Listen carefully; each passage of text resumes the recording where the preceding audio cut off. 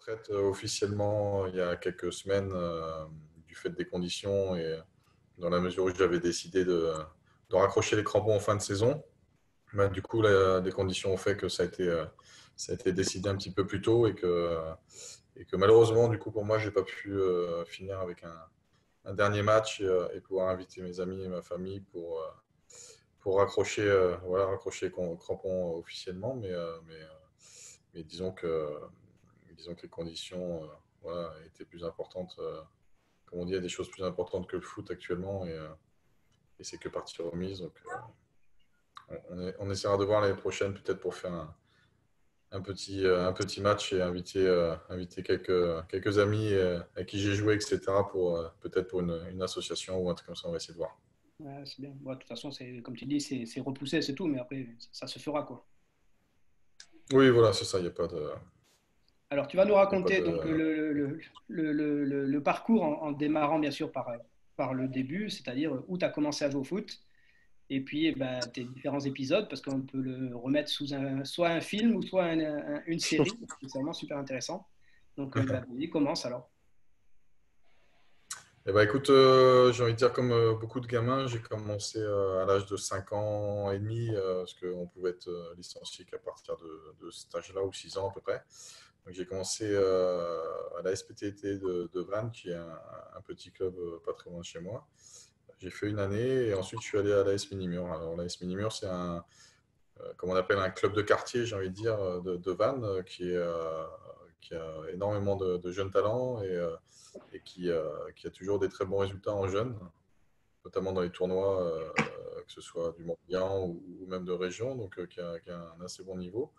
Et donc voilà, donc j'ai fait mes années de formation, j'ai envie de dire, à Minimur, jusqu'au moins de 15 ans, première année, où là je suis parti donc, au Stade Rennais. Donc je suis parti au Stade Rennais avec un autre collègue, un autre copain à moi de Vannes, Gaël Danic, que vous devez sûrement connaître au moins de nom. Donc on était partis ensemble. Lui il jouait au Vélos, qui est un autre club de quartier de Vannes, et on est partis ensemble au Stade Rennais.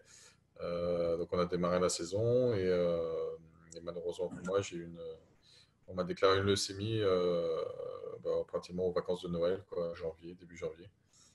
Et donc là, ça a été Là, on peut le parler coup d'un premier d'arrêt. épisode déjà, hein. Là, on peut parler déjà d'un premier épisode dans ta dynamique en fait d'évolution. Déjà, ça, c'est un premier épisode qui te fait une cassure, quoi, une coupure. Et puis, c'est bon, c'est pas rien non plus. Donc, comment ça s'est passé là, du coup?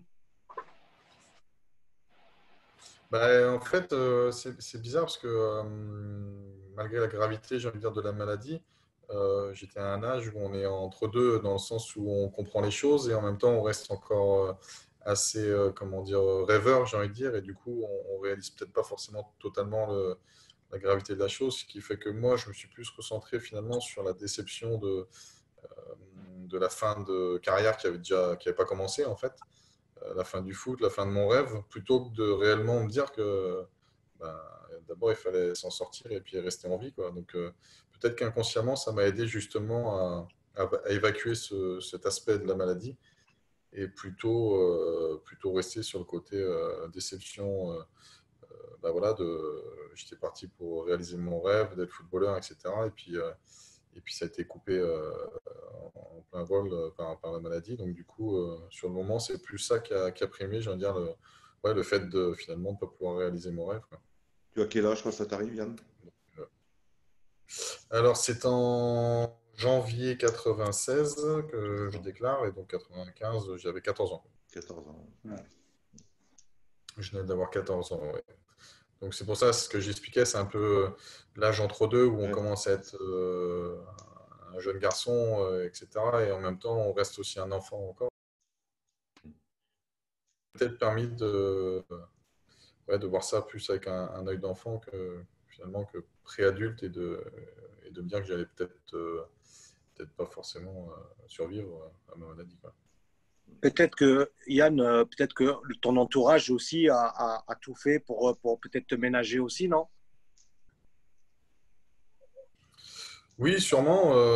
Sûrement. Après, c'est vrai que c'est bon, c'est des vieux souvenirs, hein. Je ne me souviens pas forcément de tout, évidemment, Mhm. et de l'état d'esprit dans lequel j'étais exactement, mais j'ai eu des parents très proches, on va dire, qui ont eu la chance, si je puis dire, et la possibilité de vraiment être près de moi et me soutenir à chaque instant. Euh, à côté de ça, j'avais aussi beaucoup d'amis. En fait, là où sont nés mes parents, c'est un lotissement qui a été finalement construit quand ma mère était enceinte de moi, en fait, quand mes parents construisaient leur maison. Et c'était un tout nouveau lotissement. Donc finalement, les voisins étaient aussi de la même génération, plus ou moins, des primo-accédants, comme on dit, trentenaires, voilà.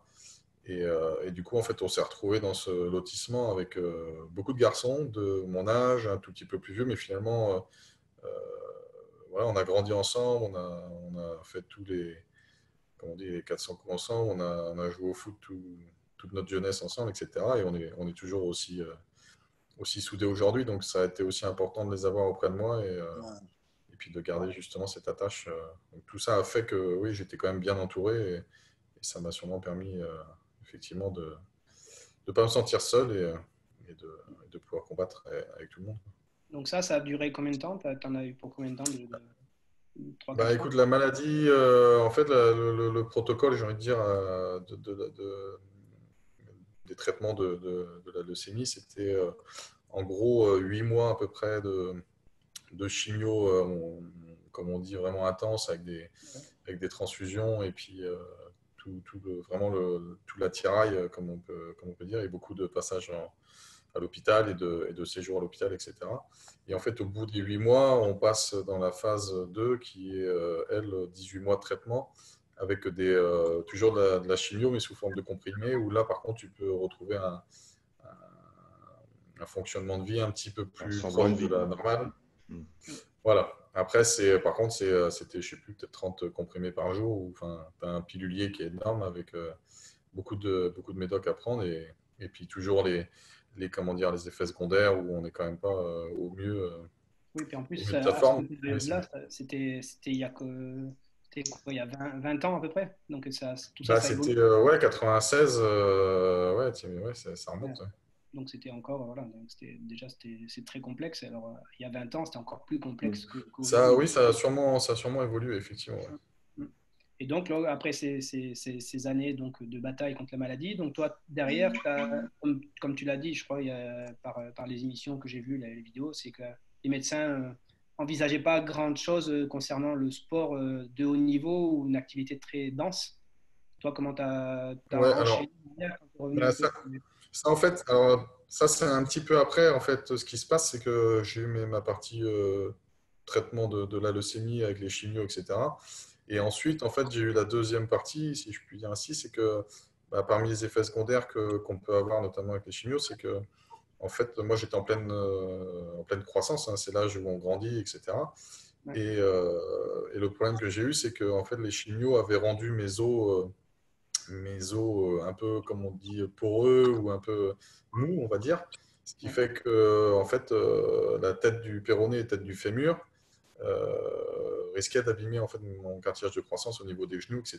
Donc, quand moi j'avais essayé de reprendre, j'ai eu ces douleurs-là très très fortes, on va dire, Ouais. qui m'ont pas permis de reprendre le foot. J'ai essayé un petit peu, ça n'a pas marché. Et suite après aux visites, etc., c'est là où on m'a annoncé, en gros, j'ai des grosses nécroses osseuses et que du coup, en gros, il fallait pas compter sur une carrière sportive. Et on m'avait même déconseillé à l'époque de faire même des études dans le sport et tout ça Ouais, parce que la limiter pratique sportive, l'activité, ouais, ouais, c'est ça, limiter ouais. l'activité, quoi. On m'avait dit, bon, éventuellement, tu pourras peut-être jouer un peu au foot avec tes copains dans le quartier, quoi, mais pas plus, quoi, en gros. Ouais, bien sûr. Et Là, donc là, tu là vis j'ai à envie de dire, Lille. là, par contre, c'était le. Hein. Vas-y, vas-y, continue. Non, j'allais dire, là, par contre, c'était le gros coup de massue, effectivement, parce que on a envie de dire, on passe à autre chose, la chimio et tout ça, les traitements sont finis. Et là où je pensais pouvoir reprendre le foot, alors j'étais plus du tout dans l'optique pro et tout, hein, j'étais un peu sorti de tout ça, et puis j'avais surtout envie de retrouver mes potes et la vie, et puis parce que du coup, bah, j'avais 2 ans de plus, hein, donc j'arrivais à 16 ans, 16 ans et demi, on va dire. Forcément, là, c'est plus les mêmes choses, et ouais, j'avais envie de vivre ma vie, et puis et puis profiter des copains et tout ça, quoi. Donc, du coup, c'était un deuxième coup très dur de ne pas pouvoir faire de foot. Et donc à cette période-là, j'étais passé en seconde, parce que j'avais passé mon brevet des collèges à l'hôpital à l'époque où j'étais en chimio. Ils m'avaient laissé passer en seconde, parce que ça s'était bien passé, j'avais eu des bons résultats.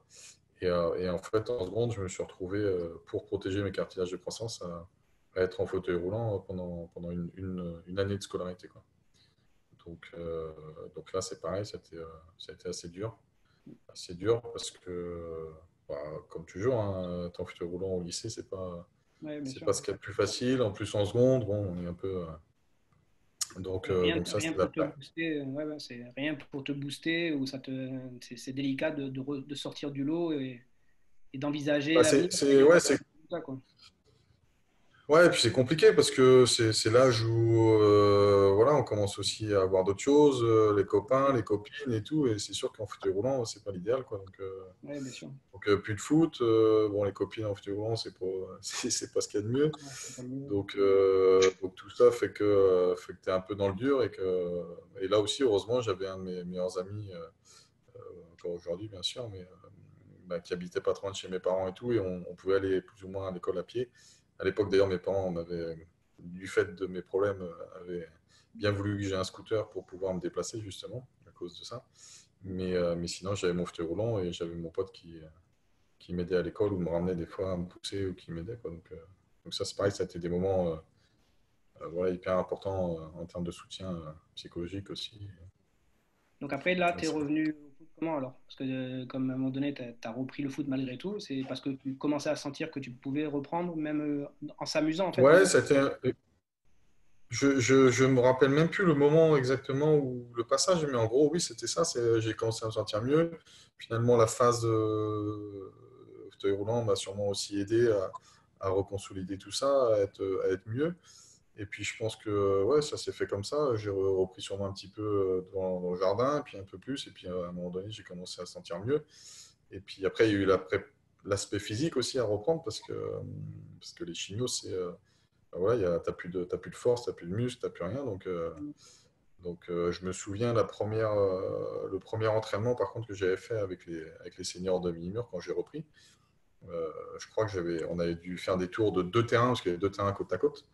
Ouais. Mais je crois que sur deux terrains, j'avais dû prendre peut-être un terrain de retard tellement, enfin, j'étais à la ramasse, quoi. Mais Et toi, tu même des amis que j'ai aujourd'hui me disaient, putain, ça faisait peur à voir parce que ah oui, c'était comme si je faisais un marathon de faire un tour de terrain, quoi. de fou. Et pour Ouais, ouais, situer, pour que les gens sachent, Ménimur, c'est Ménimur, c'est AS Ménimur, ouais. voilà, c'est Vannes, hein, c'est collé à Vannes. C'est dans Vannes, ouais, c'est un quartier de Vannes, quoi. Ouais, voilà, ça c'est pour situer un peu par rapport à ce qui t'arrive après.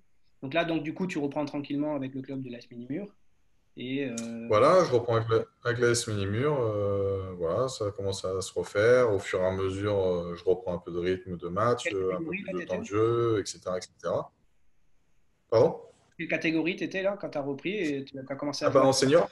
Senior, senior. Revenir en senior, d'accord. Ouais, en senior. C'était À quoi le Ouais, quel donc niveau? niveau c'était, Yann? Un ordre d'idée. à l'époque, ça devait être en DRH. D'accord, ok. D'accord. Donc, enfin, l'équipe première. Après, je ne sais plus si j'ai démarré tout de suite. Je ne sais plus comment ça s'est égoupillé. Mais disons qu'après, ouais, j'ai repris normalement à peu près à jouer en DRH avec l'équipe Fagnon, etc. Et puis, au fur et à mesure du temps, je commence à retrouver des sensations, on va dire, etc. Et puis, je pense qu'à un moment donné, il y a eu un passage, on va dire, où avec mon coach, on n'était plus sur la même longueur d'onde en termes de. Je pense que lui voulait plus de moi, on va dire, Ouais. parce qu'il voyait que j'avais les qualités et les capacités de faire beaucoup plus et d'apporter plus. Et je pense que moi, en fait, j'étais encore trop dans le côté plaisir. Enfin, voilà, les potes. euh, euh,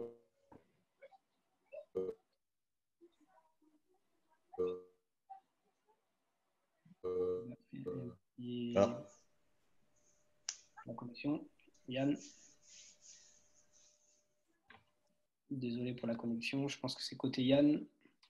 hmm. On va attendre de voir si ça se relance. Déjà, en tout état de cause, c'est un début de carrière. Ah, et déjà, Ouais. Hein? On parle même ça pas de commence carrière. déjà. ne parle même pas de carrière, tu as vu, parce que là, Non, non, de vie. là il est plutôt dans ce qui se passe au jour le jour et l'évolution de la maladie qu'il a eue, comment Ouais. en tous les cas, tout ce qu'il a fait, les examens, tout ça.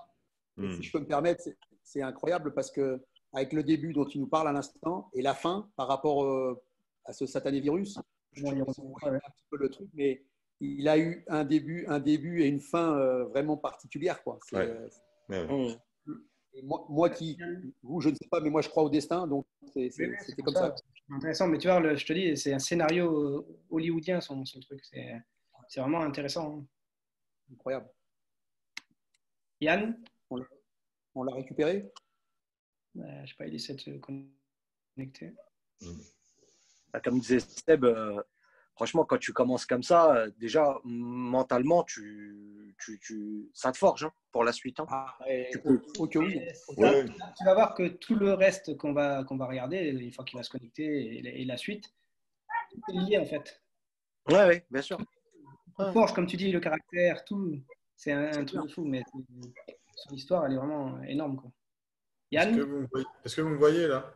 oui, là, on t'entend en tous les cas. On te voit. C'est bon, vas-y. Ouais, c'est bon. C'est bon? Bah, désolé, Ouais, ça a coupé, ça a disparu. Ouais. Ah, c'est bon, c'est bon. Vas-y. On était avec le désaccord avec l'entraîneur de Ménimur. Ouais, moi je voulais juste déjà lui poser une petite question. Est-ce que tu jouais déjà devant, Yann? Je ne sais pas s'il a entendu. Parce qu'il a des soucis de connexion, le Yann. Des soucis de connexion, je pense.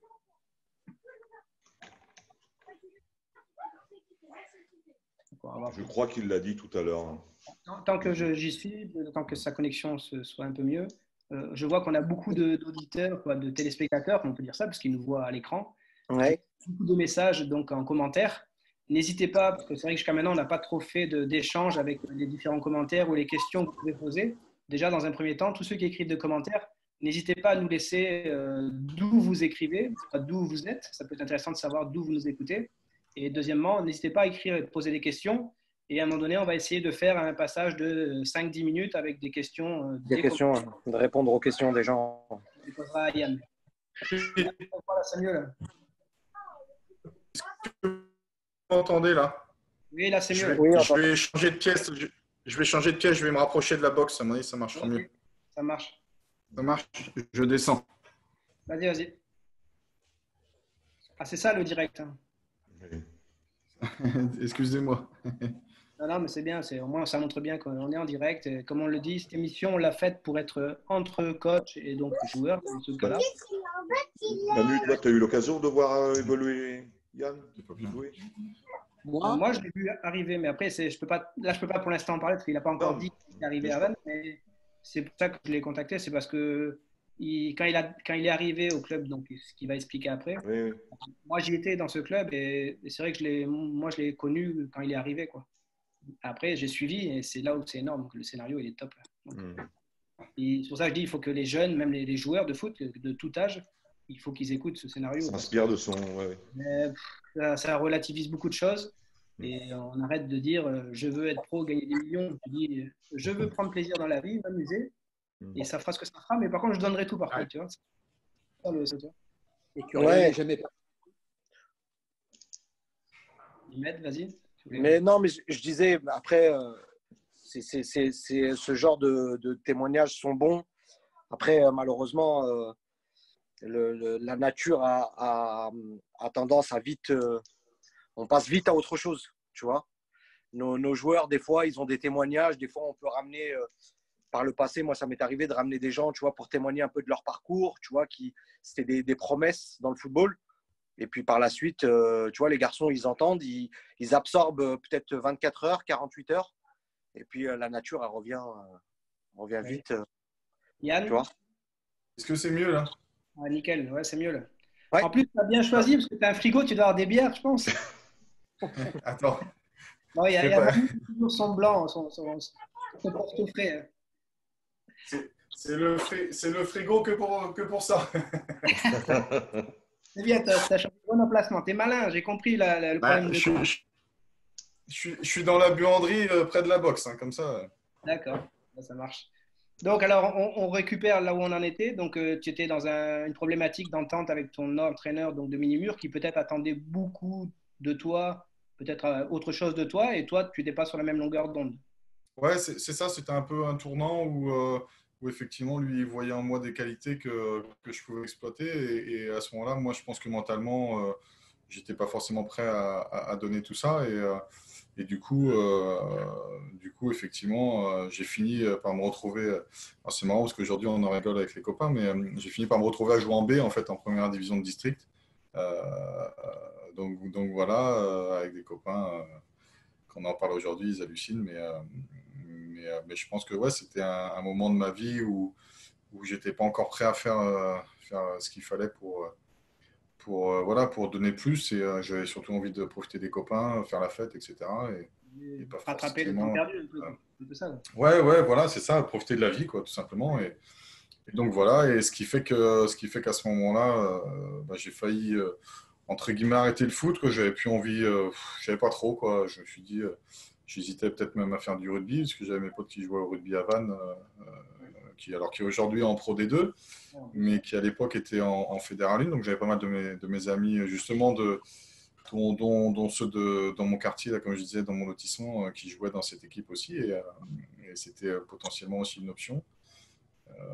Donc voilà, et puis finalement ça s'est pas fait parce que j'ai eu le coach donc de la réserve du VOC, donc qui était le club phare de la ville, quoi, qui l'est toujours d'ailleurs, C'était à l'époque, et qui s'appelle. Pardon? c'était Steph Mignon à l'époque, avec la réserve. Oui, Et, c'était Steph. et ben non, enfin oui, avec la réserve, c'est ça, c'était Stéphane Le Mignon. Oui. Donc ça devait être Denis Gouavec en équipe première et Stéphane Le Mignon en réserve. Ouais. Et donc, du coup, Stéphane Le Mignon m'appelle et il me dit, voilà, Yann, je ne sais plus comment ça s'est fait exactement, mais en gros, j'aimerais bien te prendre pour la réserve, qui était donc en DH. Et je compte m'appuyer sur 2 ou 3 piliers dont tu ferais partie pour mon équipe, etc., quoi. Ouais. Et donc, à l'époque, je me dis, ah bah ouais, pourquoi pas, changement un peu de, voilà, nouvelle aventure, un niveau au-dessus et tout, ça peut peut-être justement me donner ce petit, parce que peut-être que je tournais un peu en rond aussi, j'avais besoin d'un peu plus aussi Ouais, il te fallait pour peut-être un forcer, cadre, j'ai envie de dire, voilà. un cadre et un challenge, quoi. C'est un peu ça qu'il te fallait, quoi. Ouais, voilà, c'est ça. Donc, du coup, quand il m'a proposé ça, bon, j'ai accepté et tout, ça m'a tenté. Et puis voilà, la fin de saison est arrivée l'été. Bah, un de mes premiers étés aussi où j'ai pu reprofiter un peu des vacances, du camping, des copains et tout, quoi. Donc, un bon été bien, Bien. comment dire, bien festif. C'est ça. Et finalement, en fait, il y avait une personne qui a fait le lien un peu entre Minimur et le VOC, en fait, et qui a dit à l'époque voilà, au comité directeur ou peut-être directement à Denis Gouavec, je ne sais pas, Yann Kermangan, là, il faut le faire reprendre avec la CFA, quoi, pour qu'il fasse la préparation et tout avec la CFA, quoi. Vous allez voir, et c'est un super joueur. Ce qui fait que moi, en fait, j'ai été appelé, je ne sais plus, début juillet, c'était la reprise, et j'ai dû être appelé 4-5 jours avant pour dire, bah, en fait, tu ne reprends pas fin juillet, où je m'étais dit, je vais reprendre un peu à courir avant, tu reprends genre lundi prochain, quoi. Ouais. Et là, bah, 2 choses qui se sont passées dans ma tête. La première, bah, super content de me dire, d'un coup, c'était un grand bond de me dire, je vais reprendre avec la CFA. Parce que à l'époque, ou peu de temps avant, j'étais limite, si je croisais un joueur, bah toi tu les connais, Pépite, mais je me souviens petit, alors je sais pas si à cet âge, j'étais peut-être plus petit, mais avoir croisé Johan Guillauche en ville, et puis bah, limite, comme si je croisais un pro, quoi, dire, ah tiens, c'est Johan Guillauche, il joue Faut le dire, toi, en équipe première. ouais, la première de Vannes, c'était un club de CFA. Et c'était un club qui était quand même C'est bien ça. structuré, avec un beau stade. Ça, il y avait des joueurs rémunérés Ouais, absolument. Pour les joueurs des clubs aux alentours, Vannes, c'était le club phare de la ville, quoi, ou du secteur en tous les cas. ouais, non, c'est ça. C'est ça. Alors du coup, hyper content de me dire, ouais, super promotion et tout, génial.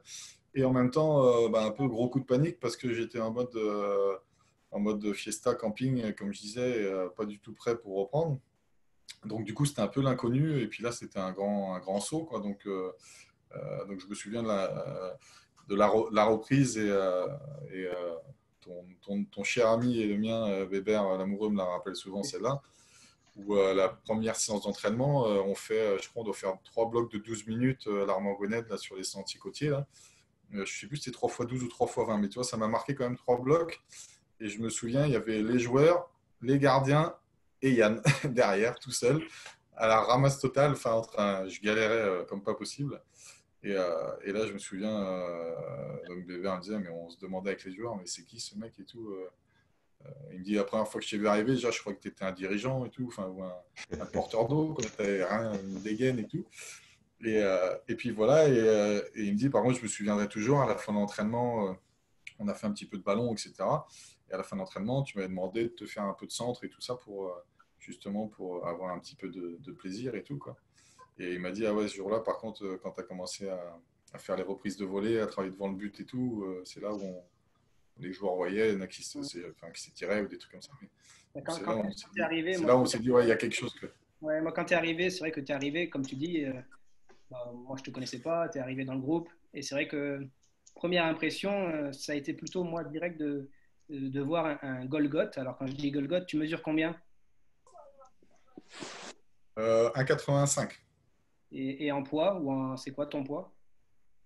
Aujourd'hui, plutôt entre 95 et 97, à peu près. Donc, Mais mon poids de forme, vas-y. mais mon poids de forme quand j'étais en fin de carrière pro, c'était 90, quoi. Ouais, voilà, donc 1m85, 90 kilos, si tu veux, quand tu vois ça arriver, tu te dis, ouais, en plus il était jeune. Donc je me suis dit, putain, un beau bébé le gars, et il avait une faculté de détente impressionnante. Il montait très haut, donc il avait une musculature pour la détente. Il avait vraiment cette faculté-là, et une puissance de frappe impressionnante, mais sans forcer. C'était naturel, c'était une qualité chez lui, c'était pas un truc forcé. Et ça se voyait aux entraînements, il avait une puissance en lui et elle était à exploiter, mais à travailler, mais il y avait naturellement, c'était un monstre, quoi. Il avait quelque chose. Après, Un profil à l'anglaise. ouais, ben exactement, mais tu verras, la suite, elle est logique un peu, mais c'est marrant, parce que là, comme il dit, il a galéré, bon, il a eu sa maladie, donc il s'est forgé le mental, il a peut-être lâché à un moment donné, mais il revient avec un challenge, donc là, il est bien dans le côté challenge. Donc là, Yann, tu commences après donc avec la réserve. Après, tu commences à venir même en CFA. Tu t'imposes même en CFA, je crois. Euh, ouais, non, si je dis pas de bêtises, je dois rater le premier match. Il me semble que c'était à Saint-Georges-les-Assises. Et donc celui-là, je le fais pas. Il doit peut-être y en avoir peut-être un deuxième, un truc comme ça. Mais rapidement, en fait, j'intègre le banc, on va dire, quoi, en CFA. Et finalement, mon salut, comme on dit malheureusement, hein, le malheur des uns fait le bonheur des autres. Mon salut est venu d'un match, tu dois peut-être te souvenir d'ailleurs, contre Pontivy à domicile. Donc le derby, etc. Il y avait un peu de monde. Il y avait un peu de monde et ce match-là, c'est Anthony Guilleux qui se fait les croisés sur le match. Donc ouais, terrible blessure. En plus, Toon, qui est un mec adorable et tout, que j'adorais. Voilà, qui se blesse, donc terrible et tout. Et dans le malheur, effectivement, bah, moi, c'est ma chance où du coup, je remplace Anthony. Et puis là, ce match-là, en plus, ça avait été un match assez particulier, parce qu'au-delà du fait que ce soit le derby, il y avait du monde et il y avait surtout derrière Daouda Bamba qui était un peu la terreur des défenseurs centraux, un grand black bien costaud, bien tanké et tout, et hyper rugueux, on va dire, quoi. Et puis moi, bah voilà, tout nouveau, j'arrive et en fait, ce match-là, on s'était emplâtré dans les airs avec des duels. J'avais fini avec les ischios un petit peu en sang des crampons là, qui venaient quand ils venaient dans les duels aériens. Sauf que aussi, à un moment donné où je l'avais bien fait voler, il avait fait un vol plané et tout, et du coup, ça avait un petit peu interloqué les gens en se disant, ah ouais, il y a quelque chose et tout, il est costaud et tout. Et finalement, ça a été le départ comment dire, de ma carrière, j'ai envie de dire, à Vannes, où j'ai commencé là, du coup, à réellement prendre ma chance et puis à jouer après titulaire le reste de la saison. Alors, par contre, j'ai une... Donc là, du coup, donc tu t'imposes avec la CFA, en plus par le biais que Anthony donc, se blesse. Derrière, tu pars à Châtellerault, c'est ça? Non, même pas. Derrière, donc je finis la saison, ça se passe bien. Je commence à avoir des contacts. Ouais. dont un très sérieux, très sérieux parce que j'avais failli y signer d'ailleurs, qui était Romorantin à l'époque en national. Oui, Romantin, hein. Où là, en fait, il se pose une grosse question, enfin, où je me pose de grosses questions personnelles, c'est que ça y est, j'ai envie de dire, entre guillemets, le haut niveau s'offre à moi. Alors, c'était pas encore pro Ligue 1 et tout ça, mais disons que c'était un peu est-ce que tu es prêt à partir Un de chez saut, ouais. toi? Faire Le le grand saut. saut, ouais, voilà, Mm. c'est ça. Mm. C'était un niveau encore supérieur, c'était Partir loin de ta famille. Déjà, oui. voilà, ouais, potentiellement, tu signais un vrai contrat, enfin, toutes ces choses-là qui vont avec. Et donc, du coup, tu quittes ouais, ta famille, tes amis, et là, vraiment, tu te lances dans le grand bain, quoi. Ouais. Donc, j'étais allé à Romorantin, j'avais visité les installations, la ville et tout. Et en fait, suite à ça, alors pas que ça, bien sûr, hein, mais tout un ensemble de choses a fait que je me sentais pas prêt encore mentalement, tu vois, à quitter ma famille, mes proches. C'était encore trop. Alors, ça peut paraître long comme ça, mais en fait, c'était encore trop, Trop trop tôt. juste pour moi pour que je Mm. me sente vraiment costaud mentalement et suffisamment fort pour finalement assumer tout ça. Et parce qu'on sait très bien comment c'est, hein, si t'es pas bien dans ta vie, être bon sur le terrain, c'est pas toujours évident, quoi. Loin de là. Donc j'ai décidé finalement, avec des discussions avec le club, etc. Il m'avait refait une offre, une petite augmentation et tout ça. Donc j'étais content et ça me suffisait. Et je restais avec mes proches et ma famille. Et potentiellement, on verrait l'année d'après, quoi. Et donc voilà, donc ça se passe, la pré-saison et tout. Et puis par contre, la deuxième saison, en fait, quand je reprends, je crois que je rate le premier match, si je dis pas de bêtises, au mois d'août, parce que c'était le mariage de ma cousine. Donc voilà, je peux pas être là, je peux pas être là parce que le mariage de ma cousine, hyper important et tout, truc qu'on peut pas rater. On connaît Et ça. On a tous, tous les entraîneurs que tu as autour, là, on a tous vécu ça. Le joueur qui vient pas avec le bon argument. Et là, il c'est marche. ça. Bah après, je l'ai pas caché, hein, c'était Ah pas non, ouais, ouais. voilà. Sauf que le premier match, si je dis pas de bêtises, je crois que c'était à Bourges ou un truc comme ça, et en fait, on va gagner 3-0 là-bas, donc moi, j'ai pas joué.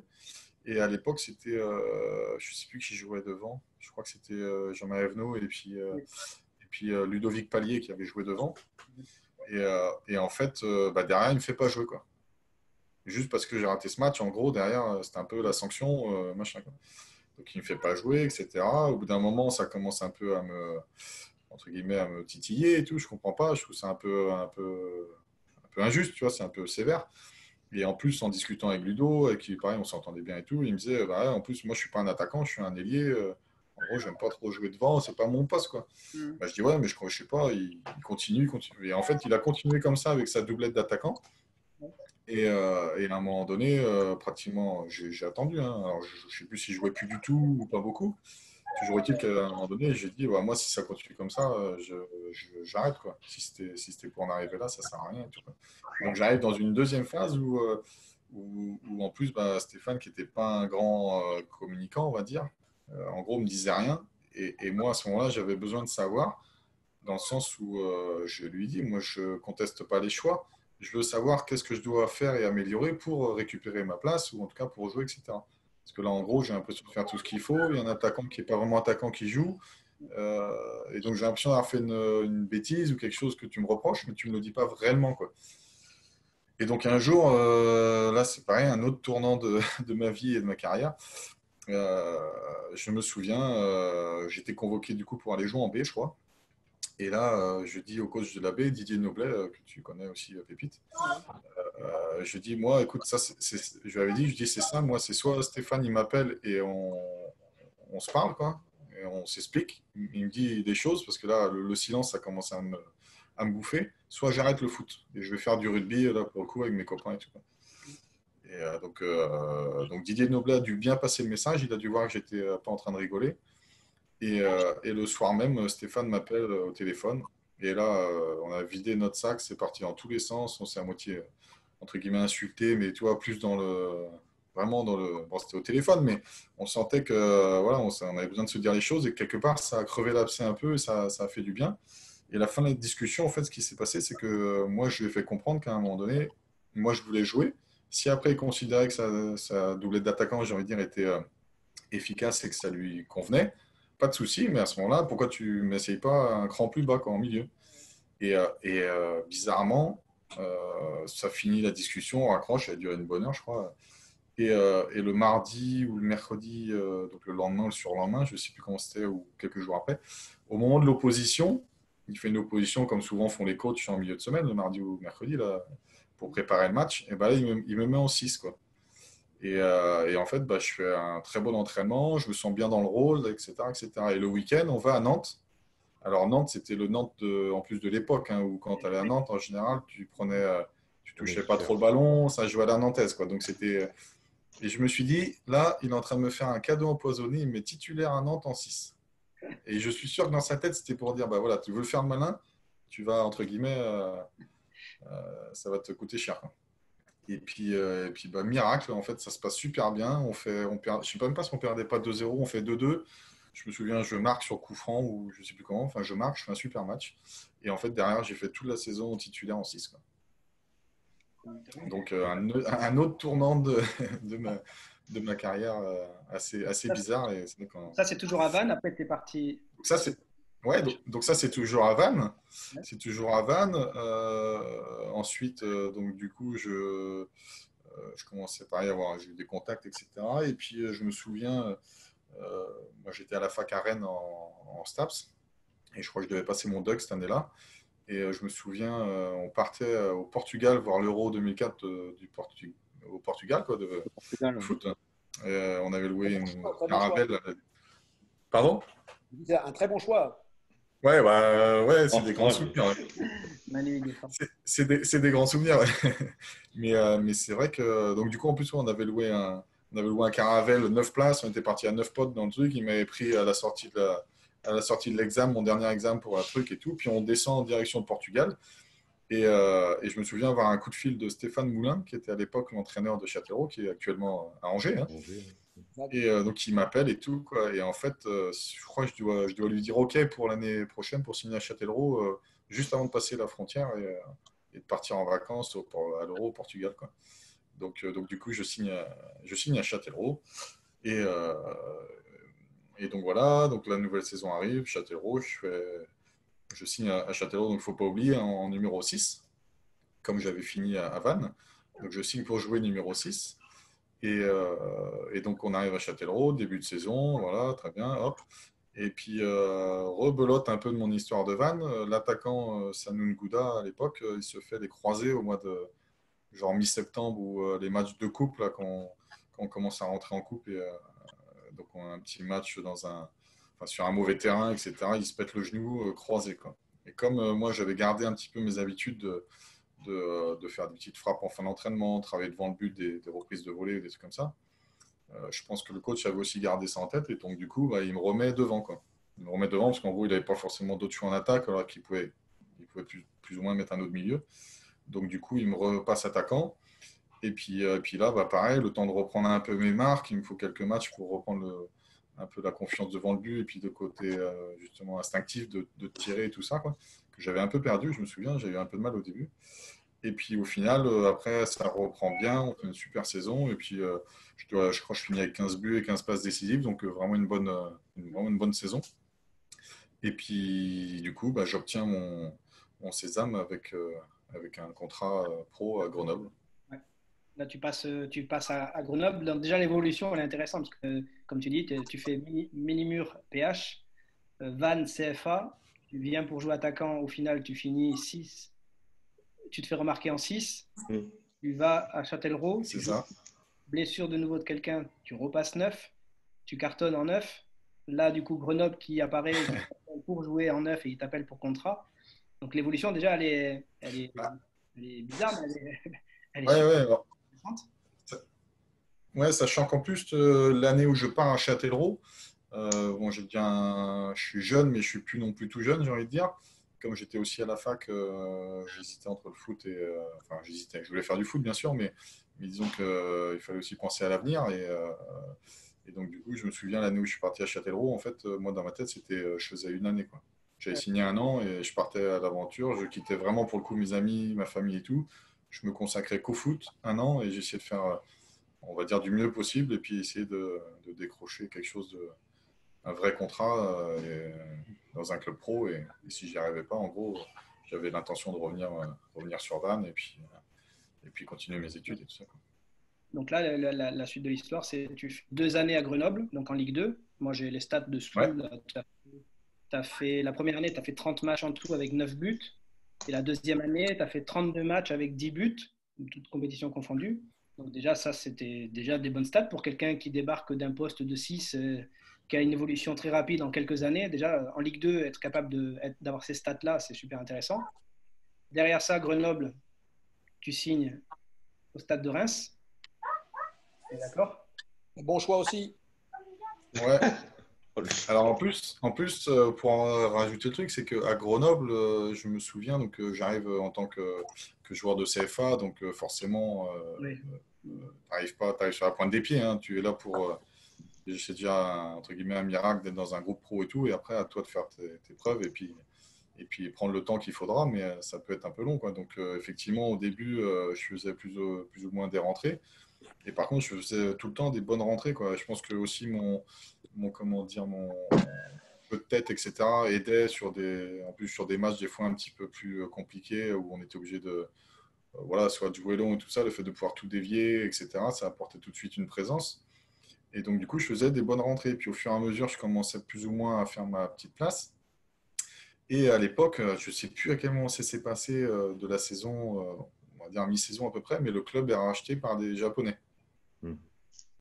Et à l'époque où moi, j'arrivais enfin presque à me dire je vais pouvoir être titulaire, il me ramène un joueur qui s'appelait Oguro, qui jouait au Torino, pour lequel il n'avait pas du tout une intégration. Enfin, tu vois, ça s'était mal passé, compliqué, hein, la barrière de la langue quand tu es japonais, il y a un gros changement culturel, etc. Et donc, du coup, il n'était pas du tout, ouais, il n'avait pas réussi au Torino. Et par contre, c'était une star au Japon, quoi. D'accord. Et donc, du coup, le nouveau président propriétaire du club me ramène une star japonaise à Grenoble. Autant te dire que là, j'ai fait, bah, c'est mort pour moi. Tu vas retourner sur le banc et puis tu vas faire la place pour Monsieur Oguro, quoi. Ouais. Et effectivement, c'est ce qui s'est passé. En plus, il était dans le dur aussi. Alors, c'était pas, franchement, c'était pas ses qualités intrinsèques, hein. C'était vraiment, je pense, un ensemble, comme je disais tout à l'heure, quand on est pas bien intégré, quand la vie c'est compliqué par rapport à ça, sur le terrain, on a du mal à délivrer, encore plus attaquant avec la confiance qu'on a besoin. Toujours est-il que ben, moi, ça m'a donné 2 fois plus envie de faire entre guillemets, des efforts. J'ai allé en gym et tout ça pour toi être le mieux préparé, commencer à être encore plus fort et tout. Et je me souviens avoir bourriné sur les abdos et tout, derrière pubalgie. Donc je me suis tiré pratiquement une balle dans le pied tout seul en même temps. Ouais. Donc du coup, la deuxième partie de saison avait été compliquée, quoi. Et la deuxième année où là, c'est Pouliquin je crois, qui arrive à Grenoble. Bah là, pareil, ça se passait bien. Et rebelote, je ne sais plus à quel moment et tout, mais c'est Cyril Chapuis qui avait signé à l'époque. Et pareil, quoi, Cyril Chapuis, gros CV, Marseille, Rennes et tout ça. Donc forcément, Passe bah, de non, quoi. compliqué, ouais, voilà, compliqué pour moi, quoi. Et finalement, je crois que je commence à rejouer qu'à partir de la deuxième partie de saison de cette année-là. Et là, le Stade de Reims m'approche, je crois, au mois de février, un truc comme ça, ou janvier, février, j'ai dû signer un pré-contrat parce que j'arrivais en fin de contrat à la fin de l'année. Et j'ai dû signer un pré-contrat et finalement, derrière, je ne sais pas si ça m'a libéré mentalement, enfin voilà. Et je finis la saison en trombe, à marquer but sur la fin de saison. Plus tard, je me suis dit, si je n'avais pas signé, est-ce que en faisant Ouais. les mêmes trucs, j'aurais peut-être eu encore plus d'offres, on va dire, et peut-être même une offre au-dessus d'un club au-dessus. Enfin. Ouais, qui était Mais dans bon, un après, c'est toujours des peut-être, on ne dynamique sait pas, hein. positif et du coup, ça, tu sentais que ça te donnait des ailes, quoi, en plus, quoi. C'était Libéré. Bah libéré. ouais, sûrement, je me suis dit. Mais pareil, en fait, pareil aussi, c'est une blessure de l'attaquant qui m'a permis d'être titulaire, vraiment. Donc après, pour montrer, il faut être sur le terrain, et c'est vrai que tu as plus de chances en tant que titulaire de marquer des buts que quand tu rentres 10 minutes à la fin du match. Donc là, du Donc coup, tu te retrouves à signer à Reims. Donc tu signes à Reims. Là, je c'est reprends les ça. stats de nouveau. Donc tu fais 33 matchs, quoi, 37 matchs en tout, toutes compétitions confondues. Tu marques 8 buts la première année. Et la deuxième année, tu fais 36 matchs, toutes compétitions confondues, 10 buts. Donc ça, c'est 2 années au Stade de Reims. Donc là, pareil, si tu as une Hmm. anecdote, tu peux y aller. À Reims, anecdote, après, Pas spécialement. rien de. Non, Bon, non, après, j'ai adoré. J'ai adoré basculer dans ce cas, on va basculer dans le scénario qui commence à. Là, déjà, on voit l'évolution. Donc, pour ceux qui écoutent, et surtout, j'aimerais bien qu'il y ait beaucoup de joueurs qui écoutent. Donc, on est d'accord qu'il est passé de PH à CFA. De CFA, il s'impose, mais il a son caractère. De CFA, il part en national. De national, il part en Ligue 2. Donc, pour l'instant, il est dans un parcours quand même Ascendant. ascendant et compétiteur. Quand on écoute, on met toujours quelqu'un à sa place. Et Ouais, ça ou va tout. pour lui bouger, pour essayer de montrer que il est là quand même, il peut se gagner sa place lui aussi. Donc Et il y a puis ce côté compétiteur en lui. tout se présente vite aussi, hein, Oui, à tout se chaque présente. fois. Ah oui. Mm. Mais surtout, tu as vu ce qu'il a dit, c'est Mm. que Yann, c'est que quand tu expliques le côté de la maladie au départ, le côté tu sais pas trop, puis tu te bats, et puis tout ça ressort un peu dans ce que tu dis dans chaque club où tu passes. C'est chaque fois on te met un petit coup de bambou en disant ce sera pas toi le titulaire, c'est peut-être l'autre. Et chaque fois on sent que tu as ce côté attends, je vais te montrer, moi aussi je peux jouer. Mais Ça c'est c'est 10 buts quand même par saison, ouais, c'est ça, c'est hein. deux, Mm. c'est pas rien. Et là tu te Mm. retrouves à signer à Leicester. D'accord? à Leicester, oui, c'est ça. Pourquoi tu vas là-bas? Comment tu y vas? Alors, alors, non, non, c'est assez simple dans le sens où donc je passe 2 saisons à Reims. Moi, j'avais signé à Reims vraiment parce que j'aimais l'histoire du club, évidemment. La saison d'avant, je crois qu'ils avaient fait une demi-finale de Coupe de la Ligue contre Bordeaux. Ils avaient, voilà, un parcours et quelque chose qui me permettait d'espérer progresser, on va dire. Ils avaient 2 joueurs devant quand même, que ce soit Cédric Fauré ou Julien Ferret, qui étaient Mm. entre guillemets 2 pointures en Ligue 2, quoi, qui étaient vraiment. Alors je me suis dit à 3, ça peut faire encore des ravages et tout. Et puis en fait, ça s'est pas passé comme espéré. Collectivement, on n'a pas été, j'ai envie de dire, à la hauteur voilà, de ce qu'on pouvait espérer avec des joueurs comme ça. Et donc ça a été une première déception. Et l'année suivante, pareil, ça a été très compliqué, etc.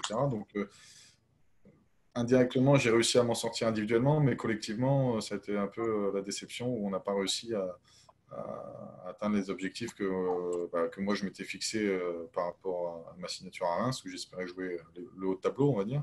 Ouais. Et ça n'a pas été le cas, donc ça a été la grosse déception.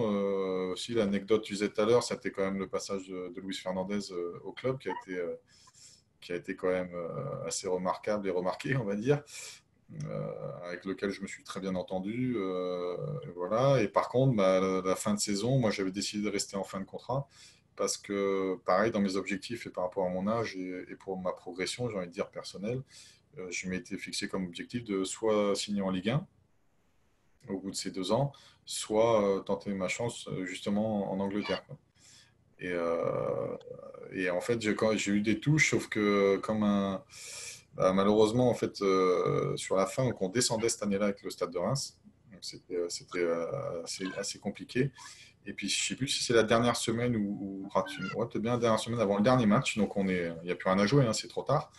Et un entraînement, en fait, on fait un petit jeu pour justement un peu essayer de casser cette morosité, parce que tout le monde était au fond du trou, on va dire. Donc, le coach fait un espèce de petit jeu réduit, un petit tournoi et tout ça, un truc comme ça. Et en fait, je sais plus, j'étais avec des joueurs qui ont complètement lâché, puis on prend un bouillon pas possible. Et en fait, moi, j'ai pas du tout pris ça comme ça, donc j'ai commencé à m'énerver, à tacler dans tous les sens. Et sur un tacle, je pense avec un peu le relâchement, enfin, tu sais, toute la pression, tout qui était tombé, sur un tacle, je me fais une déchirure du psoas. Fin de saison, fin de contrat, génial, quoi, le meilleur moment. Pour rien en plus, enfin, vraiment le truc ouais, à la con, quoi. Et donc derrière, en fait, ça me bloque un peu parce que du coup, les semaines qui ont suivi, j'étais pas opérationnel. Donc les plus ou moins touches que j'avais, ça a sûrement refroidi un petit peu. Et à un moment donné, si je dis pas de bêtises, j'ai des fois un doute sur la date et tout. Mais je crois que cette année-là, j'avais eu après un coup de fil de Philippe Montagnier qui était à Valenciennes. Et je devais en fait signer à Valenciennes. Le président était OK, tout ça, machin. Et le jour où je pars à Valenciennes dans le train, il m'appelle. Il me dit, écoute Yann, je sais pas comment te dire, je suis vraiment désolé. Enfin, toi, il y a vraiment le truc. Et je me dis, oh là, il y a un truc qui va pas, c'est pas bon ça. Et il me dit, écoute, j'ai pareil, je crois que c'est Pujol qui se blesse à l'entraînement le matin, il me dit. Il s'est fait une entorse, un truc comme ça au genou, donc en gros, il est mort pour. Enfin, il est mort, façon de parler, bien sûr. Il est blessé et out pour quelques semaines. Et j'ai Odell qui est suspendu, en gros, de l'année dernière. Il a dû prendre un carton rouge ou un truc, je sais pas, qui était suspendu pour les 2 premiers matchs ou un truc comme ça. Donc il me dit, malheureusement, avec Greg Pujol blessé, je suis obligé de prendre un attaquant. Toi, tu n'es pas prêt. Et en gros, j'ai besoin d'un attaquant qui a un peu d'expérience en Ligue 1, du vécu, etc., quoi. Et en fait, ils font Samassa en prêt de Marseille. Et là, ouais. Et là, Philippe Montagnier me dit, et Philippe Montagnier me dit, franchement, je suis désolé, d'autant plus que le président, il ne pourra pas faire 2 attaquants financièrement et tout, ce ne sera pas possible, etc.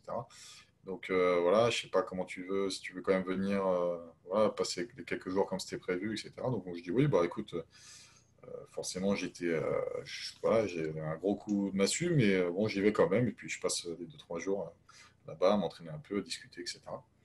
Et puis derrière, bah, j'avais mes contacts aussi en Angleterre et finalement je signe, comme on a dit, à Leicester, mais plus tard dans la saison parce que en fait, ce qui s'est passé avec Leicester, c'est que les clubs anglais, souvent, ils veulent limite que tu viennes faire un essai, etc. Toi, c'est pas toujours. Alors, au très haut niveau, non, mais sur des plus bas niveaux, moins maintenant sur des joueurs qui jouent en Ligue 1, Ligue 2, ils vont les prendre direct, mais les autres, toi, ils aiment bien qu'ils viennent voir, s'entraîner un peu à l'ancienne, faire un essai, ouais.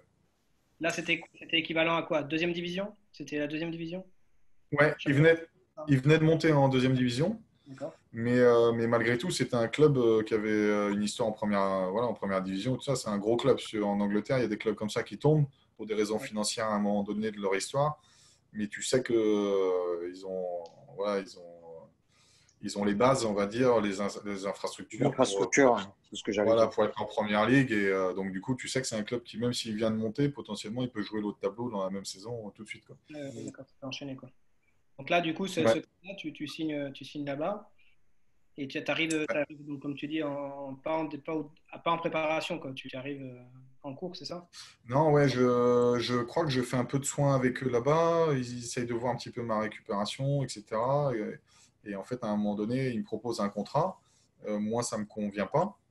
Ouais. On n'arrive pas forcément à tomber d'accord là-dessus, hein. Et du coup, après, je leur dis, bah, écoutez, moi, c'est simple. Ce que vous faites, c'est vous me faites signer un contrat jusqu'à décembre, à vos conditions. D'accord? Par contre, moi, je vais prendre ça comme ça, je ne me bloque pas. Je ne veux pas signer 3 ans à ces conditions. Je signe 6 mois et on en reparle en gros à À Noël. la retraite. Savoir si j'ai été assez bon. C'est un challenge à toi aussi. Voilà. Comme ça, je vais moi vous montrer que c'est pas parce que je viens de France en Ligue 2 et tout, en gros, que je ne vaux pas autant, entre guillemets, que certains joueurs que vous avez déjà, etc., quoi. Ouais. Donc ça se passe comme ça. Moi, l'équipe venait de monter, donc ils avaient un groupe déjà bien soudé, des copains, toi, des mecs qui étaient bien Ouais. copains. Moi, à l'époque, je parlais pas encore super bien anglais, enfin assez scolaire, donc sur une discussion rapide de table dans un vestiaire, je comprenais pas grand-chose, donc c'était un peu compliqué. Et donc, du coup, je signe mon contrat, et en fait, effectivement, bah, là, c'est compliqué, les joueurs ne m'intègrent pas, j'ai du mal à me faire ma place. Par contre, je bosse comme un taré à l'entraînement, en gym et tout, parce que pareil, les infrastructures, ils ont un grand dôme avec tout ce qu'il faut pour faire de la muscu, enfin, travailler sur les jambes, sur la proprioception, sur plein de choses, quoi. Donc, je découvre aussi un peu ça. Et du coup, j'en profite pour moi, personnellement, essayer de m'améliorer physiquement et tout ça. Et là, bah, ça continue, je joue pratiquement pas, je fais que des rentrées. Alors, je joue un peu à l'extérieur, et puis à domicile, c'est tout le temps sur le banc, je rentre 10 minutes au mieux. Et puis, des fois à l'extérieur, je suis tout seul devant pendant 1 heure, et puis au bout d'1 heure, il fait rentrer 2 attaquants. Et là, tu te dis, en fait, je Ouais, fais le sale boulot. Derrière, on dit, Ouais, ah t'as bah fait oui, le les travail autres de sont sac, ouais. meilleurs, parce que forcément, voilà, ils ont plus d'action, ou tout de suite, on se crée un peu plus de chance. Et puis, comme moi, je suis sur le terrain, il n'y en a pas, mais en même temps, je joue tout seul, et puis on défend. Et puis à domicile, là où. Parce qu'on a fait une belle saison en plus cette année-là, bah, tu vas sûrement en parler après, mais on a fait une belle saison. Donc à domicile, on marquait, on créait des trucs et tout. Et là, tu es sur le banc, tu dis, bah, c'est là que j'aimerais jouer, quoi. oui, oui. Et, Ouais, mais si le groupe se connaissait déjà, qu'ils étaient sur une montée, obligatoirement, bah, l'équipe, elle est déjà un peu en place. Si les mecs sont pas trop partis, tu as déjà un groupe qui, on va dire, ah bah, chargé de positif, donc ils ont continué. Championnat, ils ont tourné dans les combien? Dans les bah, premiers? On a fini 5e cette année-là, mais c'est surtout qu'au début de la saison, quand je suis arrivé, ils avaient déjà dû faire 8-9 matchs, un truc comme ça. Ils n'étaient pas trop mal partis. Mais c'est surtout que moi, en fait, dans ma position, j'étais un petit peu ce qu'ils appellent en Angleterre le target man, le mec un peu costaud devant pour justement jouer en ancrage, dévier les ballons et puis réceptionner les centres et tout ça. Et en fait, le target man qui était là avant, c'était un ancien, il avait 35 ans, il était plutôt sur la fin et tout. Mais malgré tout, un bon vieux briscard, tu vois, à l'ancienne, un peu un Cascarino, tu vois, un mec, voilà. Et son meilleur pote, le milieu de terrain, capitaine. Et pareil, trentenaire et tout. Donc autant te dire que le petit branleur de Frenchy, il va pas piquer la place de mon pote. Donc déjà, j'avais pas une passe. Quand il y avait un ballon qui m'arrivait 10 mètres au-dessus de la tête, limite, il aurait fallu que je passe le bon appel. Enfin, toi, c'était que ça, quoi. Alors, à Donc, tu étais l'entraînement, toujours plongé. tu sentais qu'ils étaient déjà dans cet esprit-là de ne pas t'aider ou de ne Ah, pas te donner une occasion de te montrer? Tu sentais ça? Ah ouais, mais carrément, hein. C'était franchement mentalement cette saison, je crois que ça a été une de mes plus dures parce que je me sentais, j'étais tout seul, quoi. C'était seul contre tous, quoi. J'ai eu une ou deux fois où j'ai fait. Est-ce que ce que tu es en train de raconter là, est-ce que ça correspond à ce que nous on entend toujours sans y être allé, la mentalité dans l'entraînement, c'est-à-dire que les mecs à l'entraînement, c'est des morts de faim, ils se la donnent et c'est très compliqué, quoi. Si en plus à toi ils te squeezent un peu. Là, en plus, pour te dire, je crois que je devais être le seul étranger hors British, on va dire à peu près. Ouais. Et du coup, bah, eux, le binôme là que je viens de vous dire, ils étaient comme ça. Lui, il protégeait son pote. Bon, voilà. Et après, les autres, si tu veux, à un moment donné, ça suit un peu, si tu veux. Donc, personne ne me parlait trop dans le vestiaire. Ils me prenaient un peu pour un fou, certains, parce que du coup, j'en manchais quand même à l'entraînement pour ne pas me laisser faire et tout. Une fois, je me souviens des joueurs que je n'aimais pas, mais ouais, qui avait justement le genre de joueur où tu vois, il va te faire une mauvaise passe, mais il va te pourrir parce qu'il va dire que c'était ta faute, tu n'as pas fait le bon déplacement. Ou tu vois, ouais, et puis il fait tout pour finalement te mettre dans des mauvaises conditions. Et lui, un jour, à l'entraînement, je vais au contact et en fait, il me met un vieux coup de coude et du coup, je lui mets une balayette et tout. Quoi. Enfin, ça part un peu. Et en fait, le coach adjoint, ou je ne sais plus si c'est le coach ou l'adjoint, il me dégage, il m'envoie au vestiaire. Quoi. Et donc là, je dis, ah, donc en gros c'est. Lui, il peut le faire et moi, par contre, si je me défends, je me fais. Donc ouais, c'était compliqué. À côté de ça, il y avait le coach qui, dans les interviews, à côté de l'entraînement, parce qu'on fait beaucoup de travail devant le but et tout ça, qui malgré tout disait que j'étais le meilleur devant le but. En gros, enfin, c'était un peu. J'ai trouvé que c'était bizarre parce que c'est comme si le coach, il avait le choix entre soit il me faisait jouer, et il perdait un peu son vestiaire, et puis ça allait être un peu Oui. T'es arrivé dans un l'ambiance un peu contexte pourrie. pour toi, quoi. Soit bah, malheureusement il se passait un peu de moi ou en tout cas il m'utilisait pas comme il aurait voulu et puis comme ça en gros tout le monde était content et c'est ce qui s'est malheureusement passé. Mais malgré tout j'ai quand même réussi à faire des choses sûrement assez bien parce que donc mes 6 mois de contrat au mois de novembre un truc comme ça en fait il me demande il veut me faire signer un nouveau contrat 2 ans et demi de plus quoi, donc on arrivait aux 3 ans donc avec augmentation de conditions et tout ça et là on était plus ou moins d'accord. Sauf que c'est le coach qui a dû aller se battre avec le propriétaire pour lui dire, en gros, parce que le propriétaire dit, mais pourquoi je signe un joueur que tu ne fais pas jouer, en gros. Quoi. Ouais, c'est ça. Donc Oui. il a malgré tout réussi à le convaincre, j'ai signé mon nouveau contrat. Et moi, j'en étais même rendu à un moment donné à me demander, à ce moment-là, je n'avais pas encore tout capté, mais je me demandais si en fait il ne me faisait pas jouer, parce que justement, j'étais sur un contrat très court. Et que si je jouais et que je montrais mes trucs, il y aurait eu un club ou deux ou trois, et puis ils n'auraient pas pu me garder, et je serais parti. Quoi. Et je m'étais dit ça, hein, et c'était bizarre. Tout laissait penser que c'était comme ça.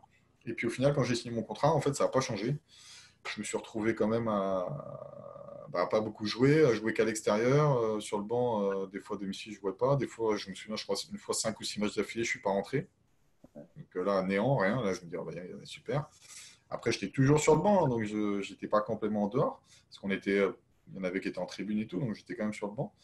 Mais peu de confiance. Et finalement, on arrive à la fin de saison. Et juste avant la fin de saison, je crois l'avant-dernier match, le fameux attaquant, là, il prend un carton rouge. Il pète un câble sur un match, il prend un carton rouge.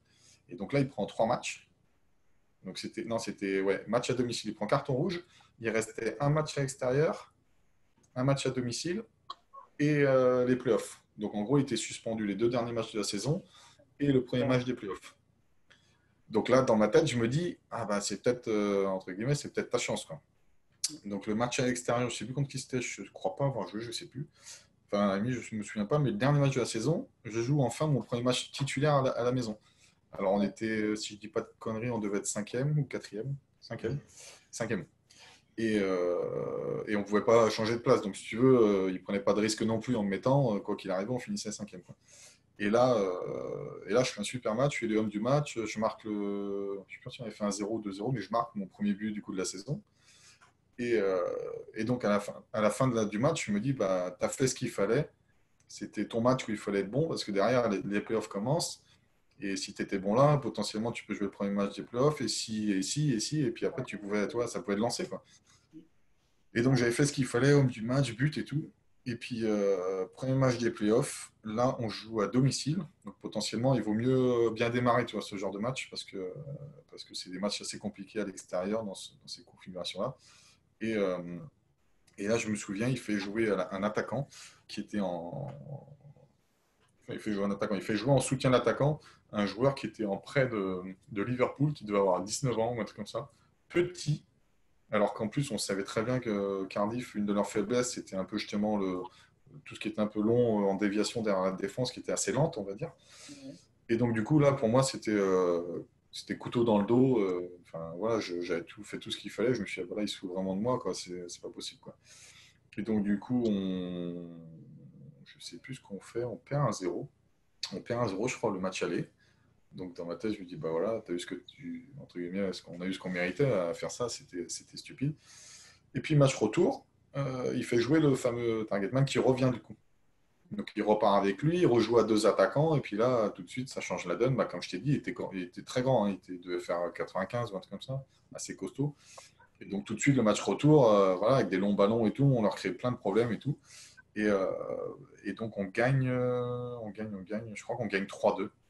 On menait 3-1 là-bas, et puis finalement, ils égalisent sur un penalty un peu à la fin. Et en fait, quelques années avant, le but à l'extérieur comptait, alors que là, ça comptait plus.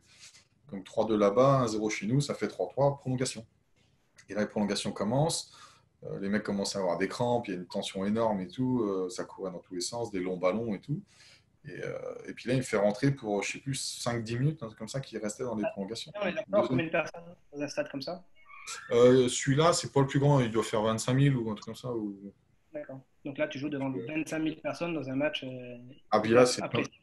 Ah bah là, c'est plein à rapport. Et puis là, tu joues à la fin du match, tu sais, celui qui va en finale à Wembley pour jouer la montée en première ligue. Donc, c'est un moment assez important. Et donc, il me fait rentrer à la 100, genre 112e, un truc comme ça, il reste 8 minutes, justement parce que commençait à envoyer des longs ballons.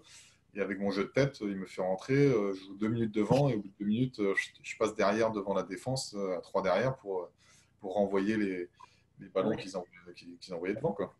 Ouais. Donc, j'aide bien justement par rapport à ça. Fin du match, hein, siffle, penalty. Et donc là, les penalty, qui veut tirer là, tu en as 3 qui se désignent, on va dire.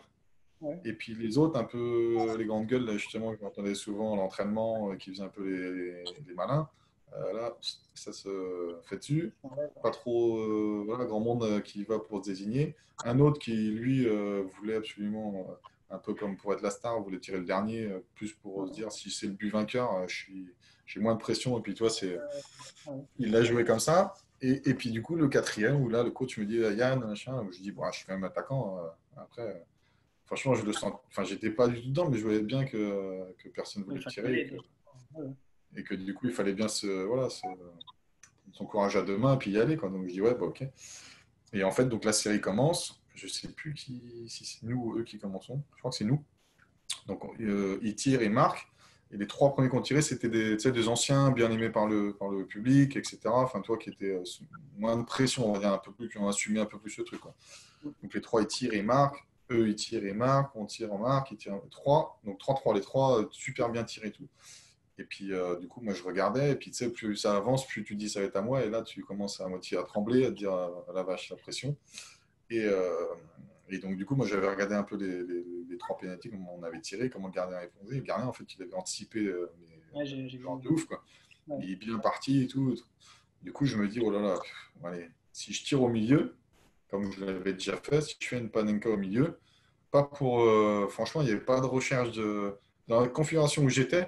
Je cherchais de toute façon pas comment dire, à être le héros ou quoi, à obtenir quelque chose de ça. C'était purement et simplement, je dis, si je tire comme d'habitude assez fort, proche à ras du poteau, comme j'aime bien faire à l'intérieur, vu ma confiance, j'avais les jambes qui tremblaient et tout, je ne le sentais pas. Je dis, celle-là, elle va partir dans les tribunes ou tu vois, à côté ou un truc. Donc je dis peut-être que le plus simple, c'est finalement faire voilà, une petite paenka, enfin en tout cas un petit piqué au milieu. Je suis à peu près sûr de viser le cadre et puis C'est normalement la ça frappe devrait. cadrée au milieu, quoi. L'assurer, C'est quoi. ça. Et vu comme il avait plongé, je me dis normalement ça devrait passer. Sauf que, bah, comme je disais, la confiance à zéro, une pression de dingue. Et je me dis, si en plus, si moi je rate, c'est sûr, ils vont me tirer, ils vont me tirer des tribunes. Je suis foutu, quoi. Par rapport à tout ce qui s'était passé, je suis mort, quoi. Mais bon, j'y vais et puis je décide de faire ça quand même. Et en fait, le gardien, il plonge pas vraiment, quoi. Il met une espèce de genou par terre et puis il l'arrête d'un bras. Et là, je me dis, oh purée, merde. Ouais, mais là, tu dois te sentir tout seul, là. Hein. Et ben là, tu te sens bien seul. Tu sens les fans qui étaient justement, en plus mes fans qui étaient dans le corner de gauche. Ouais. Tu te dis, là, je pense que s'ils pouvaient venir sur le terrain, ils me tueraient. Ouais. Et je me dis aussi mes copains derrière, qui sont tous comme ça au milieu, là. Et je me dis, vu que c'était pour la plupart pas des copains, je pense qu'ils ne doivent pas être très contents. Et donc derrière eux, ils tirent, ils marquent. Ouais. Derrière eux, ils tirent, ils marquent. Et en fait, il restait donc deux tireurs, le nôtre et le leur. Et le nôtre, il rate. D'accord. Donc, terminé. Donc, même pas Ouais. eu. Terminé. Là, envahissement, c'est comme ça du terrain. Nous, on part dans les trucs et tout, quoi. Et là, pas un bruit dans le vestiaire. Et je pense qu'à ce moment-là, ils savaient que. Moi, je me suis dit, je suis prêt. Hein, si jamais ça part Oui, en. oui, Dégoupille. Ouais. Ah bah, de toute façon, j'étais au fond du trou. C'était une accumulation de tension sur toute la saison, sur toute l'année. Et j'avais qu'une envie de leur dire, mais en même temps, vous m'envoyez à l'abattoir à tirer mon pénalty et vous allez en plus maintenant me le reprocher. Vous aviez qu'un gros. Enfin, c'est tout ça qui est arrivé dans ma tête. Et je me suis dit, s'il y en a un qui fait une réflexion ou qui part, je pense que je l'allume et tant pis, ce qui se passe. Et en fait, personne n'a bronché parce que bah, ils savaient que j'étais, entre guillemets, voilà, que Ouais, j'aurais tu pu. pouvais réagir. Hein. Tu pouvais réagir, que étais Ouais, ils content. savaient. Et puis à l'époque, je faisais un peu de muscu et tout ça, donc j'étais assez tanké, on va dire. Et je pense qu'il n'y en a pas un qui a voulu trop broncher. À mon avis, ça a dû parler plus dans le bus ou des trucs après. Ouais. Mais sur le moment, un silence de mort, rien. Moi, je me suis changé. Enfin, j'ai fait mon truc et puis je suis parti. J'ai essayé de garder la tête haute quand même. Voilà, j'ai assumé mon truc et puis il n'y avait pas de raison de. Enfin, en tout cas, pas de. Il était hors de question. Là, t'as vu vraiment bah, le contexte anglais déjà, tu commençais à bien le connaître. Tu as vu le contexte du Frenchie qui est hué complètement par le match, quoi. Alors que, comme tu dis, toi, c'est une accumulation de choses et tu as fait ce penalty à ta C'est ça. façon. Et au final, bon, bah, après, encore une fois, quand je disais que c'est un scénario hollywoodien, voilà, déjà on voit plusieurs étapes et donc celle-là. Donc celle-là, elle est quand même marquante. T'imagines, même dans un film, ça serait une étape où tu commences à adorer le mec et tout, et puis d'un seul coup, le mec, il te fait ça, et tu vois les gens, ils sont tous contre lui. Je crois qu'il me semble que Bébert, à l'époque, il m'avait dit, ils avaient fait une chanson sur toi, ou quelqu'un avait fait une chanson, un truc comme ça. C'est pas ça? Il y avait Ouais, pas eu un ouais. truc? Bah, il y a une chanson Je crois que la chanson, le mec l'a sortie il a dû la faire dans la nuit, elle est sortie le lendemain ou 2 jours après maximum, enfin vraiment très rapidement. Les Anglais sont Et très comme ça, quoi. Soit ils encensent, ou soit ils peuvent aussi démonter facilement quand. Si tu es la ouais, cible, si tu es la personne ça va très idéale. vite. Ouais, c'est ça, dans les deux sens. Ça, ça va très vite dans les deux sens et à mon avis, c'est aussi pour ça que j'ai jamais trop, euh, entre guillemets, célébré mes victoires ou en tout cas mes buts ou des moments où tu es vraiment au top parce que justement, n'oublie jamais qu'au coin du corner, tu peux Mais oui, aussi redescendre vite ouais. et on ne te fera pas oublier tout ce que tu as fait avant si tu t'es enflammé. Donc il vaut mieux rester voilà, humble, entre guillemets, au milieu et puis sans trop en faire et puis on te le pardonnera plus si ça va un peu moins bien à un moment donné. Donc là, on va basculer sur. Donc, du coup, tu as fait donc, ta première saison, on va dire, en Angleterre. Et donc, par rapport à ça, c'est pour ça sans doute que tu es revenu en France, avec le club de Arles, qui était monté en Ligue 1. Et donc, du coup, tu es revenu en France pour faire une saison en France, déjà, je pense, pour sortir un peu du contexte là-bas, ce que tu vas me dire. C'était ça. Juste, Yann, on est d'accord, là, on a fait 1 heure et quart. Alors, c'est clair qu'on pourrait t'écouter 4 jours. Faisons en sorte qu'on puisse après mettre un petit débat, ça peut être sympa. Donc, l'idée, c'est que tu es allé à Arles, on est d'accord? Donc, Arles, je Ouais, vois que tu as fait 28 matchs, 4 buts. Donc, c'était en Ligue 1 quand même. Donc, là, déjà, c'était un des ouais, premiers rêves. Tu as joué en Ligue 1. Donc, comment tu t'es senti ouais. dans ce championnat de Ligue 1? Ça te donnait quoi comme sensation? Bon, franchement, c'était entre guillemets une grande aventure et en même temps une déception énorme parce qu'on a eu l'impression de pas trop exister, parce que le club, c'était un bazar pas possible dès le début de la prépa. On n'a pas pu faire les choses correctement. Et on voit qu'à ce niveau-là, pour des équipes comme ça qui montent, si c'est pas bien structuré, en tout cas bien encadré, etc., t'as aucune chance. Déjà, quand ça l'est, les petits clubs comme ça qui montent, Ouais. c'est déjà pas facile de rester en Ligue 1 contre les clubs habitués comme ça. Alors, vu là la situation, comment c'était parti, c'était impossible en fait qu'on se Bon, il y maintienne, a quoi. de grandes chances que Et ça. en plus, et- non, mais le pire en plus, c'est qu'au début, on perd les matchs, mais on les perd, entre guillemets, pas. On perd 1-0 à chaque fois, on perd 1-0, 2-1. Ouais. Tout est un peu contre nous, on a des occasions, t'as le poteau et tout, puis nous on prend une frappe, on prend le but. Enfin, toi, c'était un peu. Tu sentais que c'était l'année entre guillemets, de merde où tout était contre toi, et puis que de toute façon, tu n'avais déjà que 2% de chance de te maintenir, et avec tout ça cumulé, c'était pas possible, quoi. Oui. Là, je vais je vais faire intervenir un supporter justement qui t'a suivi déjà en France, donc quand tu as commencé avec Grenoble, Reims, tout ça, et qui donc Ouais. t'as vu, t'as vu en Ligue 1 avec Arles, donc il va te poser une question, je vais le faire, je vais l'intégrer.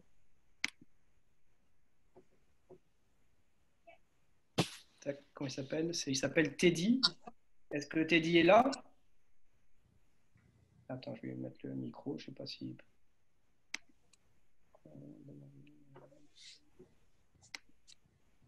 Alors, je sais pas si. On va voir si. Je vais essayer de le faire activer, donc je vais voir s'il peut. Donc tu vas continuer pour l'instant, et puis dès qu'il peut parler, poser sa question, il te la posera. Donc là, tu as fait la saison avec Arles en Ligue 1, donc tu as fait donc, pratiquement donc, quand même 25 matchs. Non, tu as fait tac, tac, tac, 28 matchs, 4 buts, donc déjà c'est pas mal. Tu as eu des contacts pour rester en Ligue 1 après ça ou quoi? Euh, non, je crois pas parce que non. Enfin, des contacts sûrement aussi, en tout cas, mais pas de concret, en tout cas, qui m'ont. Parce que potentiellement, cette aventure en Angleterre, moi, dans le coin de ma tête, elle n'était pas terminée. Mais vu la situation et tout, bah, effectivement, je pense que si à l'époque j'avais eu une offre concrète en Ligue 1, je serais sûrement allé Ouais, tu serais resté en là. Ligue 1. Est-ce Ouais, que. parce que Je crois qu'il est là. Teddy, t'es là ou quoi? Bonjour. Oui, vous D'accord. Est-ce que. m'entendez? Oui, oui, on vous entend. Je pense que tout le Super, monde. super. Est-ce que vous pouvez. Bah, allez-y, poser la question. Merci déjà d'avoir participé aux commentaires et puis d'être à suivre donc, ce qu'on fait. Et puis merci d'être présent pour Yann, c'est sympa. Allez-y, posez votre question. Super, super. Bonjour, bonjour Yann. Bonjour. salut. Moi, je voulais savoir les souvenirs que tu gardais de ton passage à Arles-Avignon. Les souvenirs, bah écoute, comme je l'ai dit tout à l'heure, hein, il y a il y a du bon, effectivement, parce que bah, déjà, moi, c'était ma première aventure en Ligue 1, donc j'étais super content de pouvoir y participer.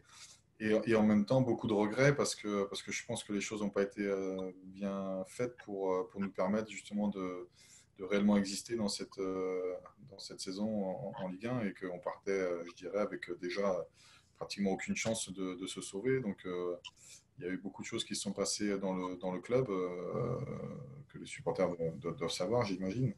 Et effectivement, ça ne nous permettait pas, nous, joueurs. En plus, le recrutement, il y avait eu plein de choses un peu farfelues, j'ai envie de dire. Et du coup, ouais, comme je l'expliquais, un club comme Arles qui monte en Ligue 1, il faut tout de suite faire un bon début de championnat parce qu'après, courir après les points, ça devient très compliqué. Et nous, bah, voilà, c'est ce qui s'est passé. En plus, on a pas eu de réussite parce que dans les premiers matchs, je pense qu'on aurait pu prendre des points et on n'en a pris aucun. Et au bout d'un moment, la pression est là, ça commence à peser et je pense qu'on n'a jamais réussi ouais, à prendre le dessus. Et puis voilà, on avait des lacunes aussi, hein. Allez. Teddy, Oui. vous suiviez donc Yann dans les différents clubs où il est passé. Vous, comment vous le perceviez? Quel profil pour vous? C'était quoi ce profil, son caractère? Vous le sentiez comment, vous, en tant que supporter? Bah, toujours avec un comportement de gagneur, ça, toujours. Sur le terrain, on le voyait, aucun doute là-dessus. Et le sens du but, mine de rien, 28 matchs, 4 buts, le ratio est est plutôt intéressant. Ouais, pas mal. Est-ce que on peut, parce que là, je vous vois, est-ce qu'on peut afficher la vidéo? Est-ce qu'on peut afficher la vidéo comme ça au moins il pourra vous, s'il vous croise ou si un jour vous avez l'occasion.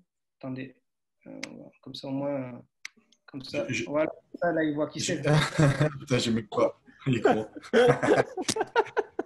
C'est que j'ai même pas reconnu la voix en plus. Et j'aurais dû m'en douter parce que tu as déjà fait la blague la dernière fois, je crois, avec quelqu'un d'autre.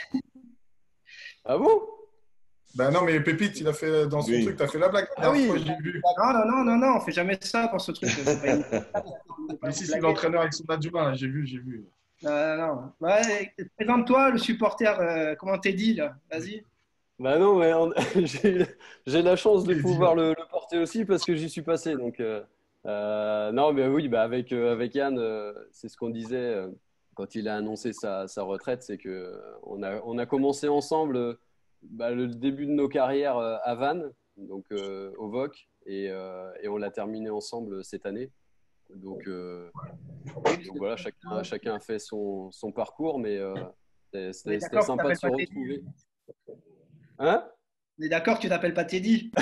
Non, non, Teddy, c'est moi qui ai trouvé le nom. Je trouvais ça sympa. Donc c'est Erwan Quintin, pour ceux qui ne connaissent pas, donc qui a fait une belle carrière en Ligue 2, donc qui a fait quand même pratiquement 400 matchs, même je crois 404 matchs en Ligue 2, donc qui est passé par Vannes. Pas autant en Ligue 2, pas en autant en Ligue Ligue 2, mais 200, ouais, 200 matchs en Ligue 2 et puis le reste en national. Ouais, voilà. Donc, c'est ça, tu as fait Girondin de Bordeaux, un match en Ligue 1. Après, tu as fait Entente Saint-Lois-Saint-Gratien en national, Nîmes en national, Vannes en national Ligue 2, Arles-Avignon en Ligue 2, Châteauroux en Ligue 2 et Stade Lavallois en Ligue 2. Et retour donc à la case départ à Vannes. Ouais, c'est ça. Donc, Là où tout a merci en commencé. tout cas de passer, puis tu peux rester à l'écoute. Là, Yann, donc, si on poursuit, donc du coup, à Arles-Avignon, donc, tu fais 1 an. Donc, du coup, là où c'est fort, là, ça on repart dans le scénario hollywoodien, c'est que tu repars en Angleterre. Donc, t'as pas peur, hein, tu y retournes. C'est le caractère qu'on s'aperçoit, c'est ça, c'est que tu lâches pas et tu es capable de. C'est des challenges, tu te remets un challenge. Donc là, du coup, tu repars et tu vas à Charlton Athletic. Et là, tu vas en 3e division, c'est League One, ils appellent ça. C'est ça? Ouais. Donc là, Ouais, alors, ce qu'il faut... vas-y. Non, en fait, ce qu'il faut savoir, c'est que quand je reviens de Leicester, en fait, il me reste un an d'Arles-Avignon. En fait, quand je remonte, il me reste un an de contrat avec Leicester. Donc, de toute façon, je suis obligé de reprendre la préparation avec le club. En plus, il y a un nouveau coach, il y a des nouveaux propriétaires qui sont les propriétaires actuels maintenant.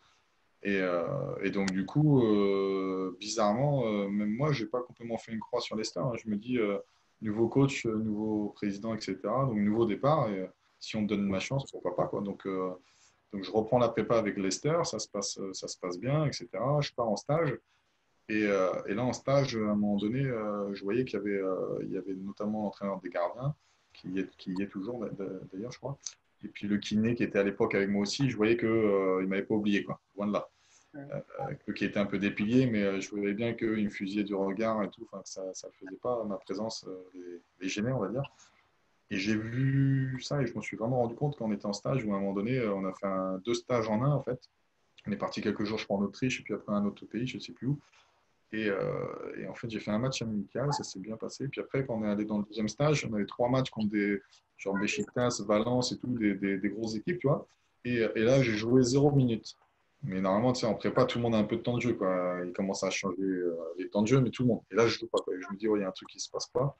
Et je l'avais senti, l'entraîneur des gardiens parler avec le coach qui était Sven-Goran Eriksson à l'époque. Et je voyais que, je sais pas, il y a un truc qui avait changé. Alors, je pense qu'il m'a repeint bien comme il faut avec le coach, parce que derrière, ça a totalement changé. Et quand on est rentré à Leicester pour la reprise, la suite d'entraînement, c'est un de mes potes à moi à l'époque, qui lui s'entraînait déjà avec les jeunes, parce qu'il était sur le départ, qui m'a dit, bah écoute, maintenant, en fait, tu t'entraînes avec moi, avec les jeunes et tout. Ouais, les 19 ans, on va dire, quoi. Et je dis, ah d'accord. Donc, je dis, l'autre, déjà, il me vire avec les jeunes. Et en plus, il n'a même pas le courage de venir me le dire en face. Donc, je vais avec les jeunes et tout, quoi.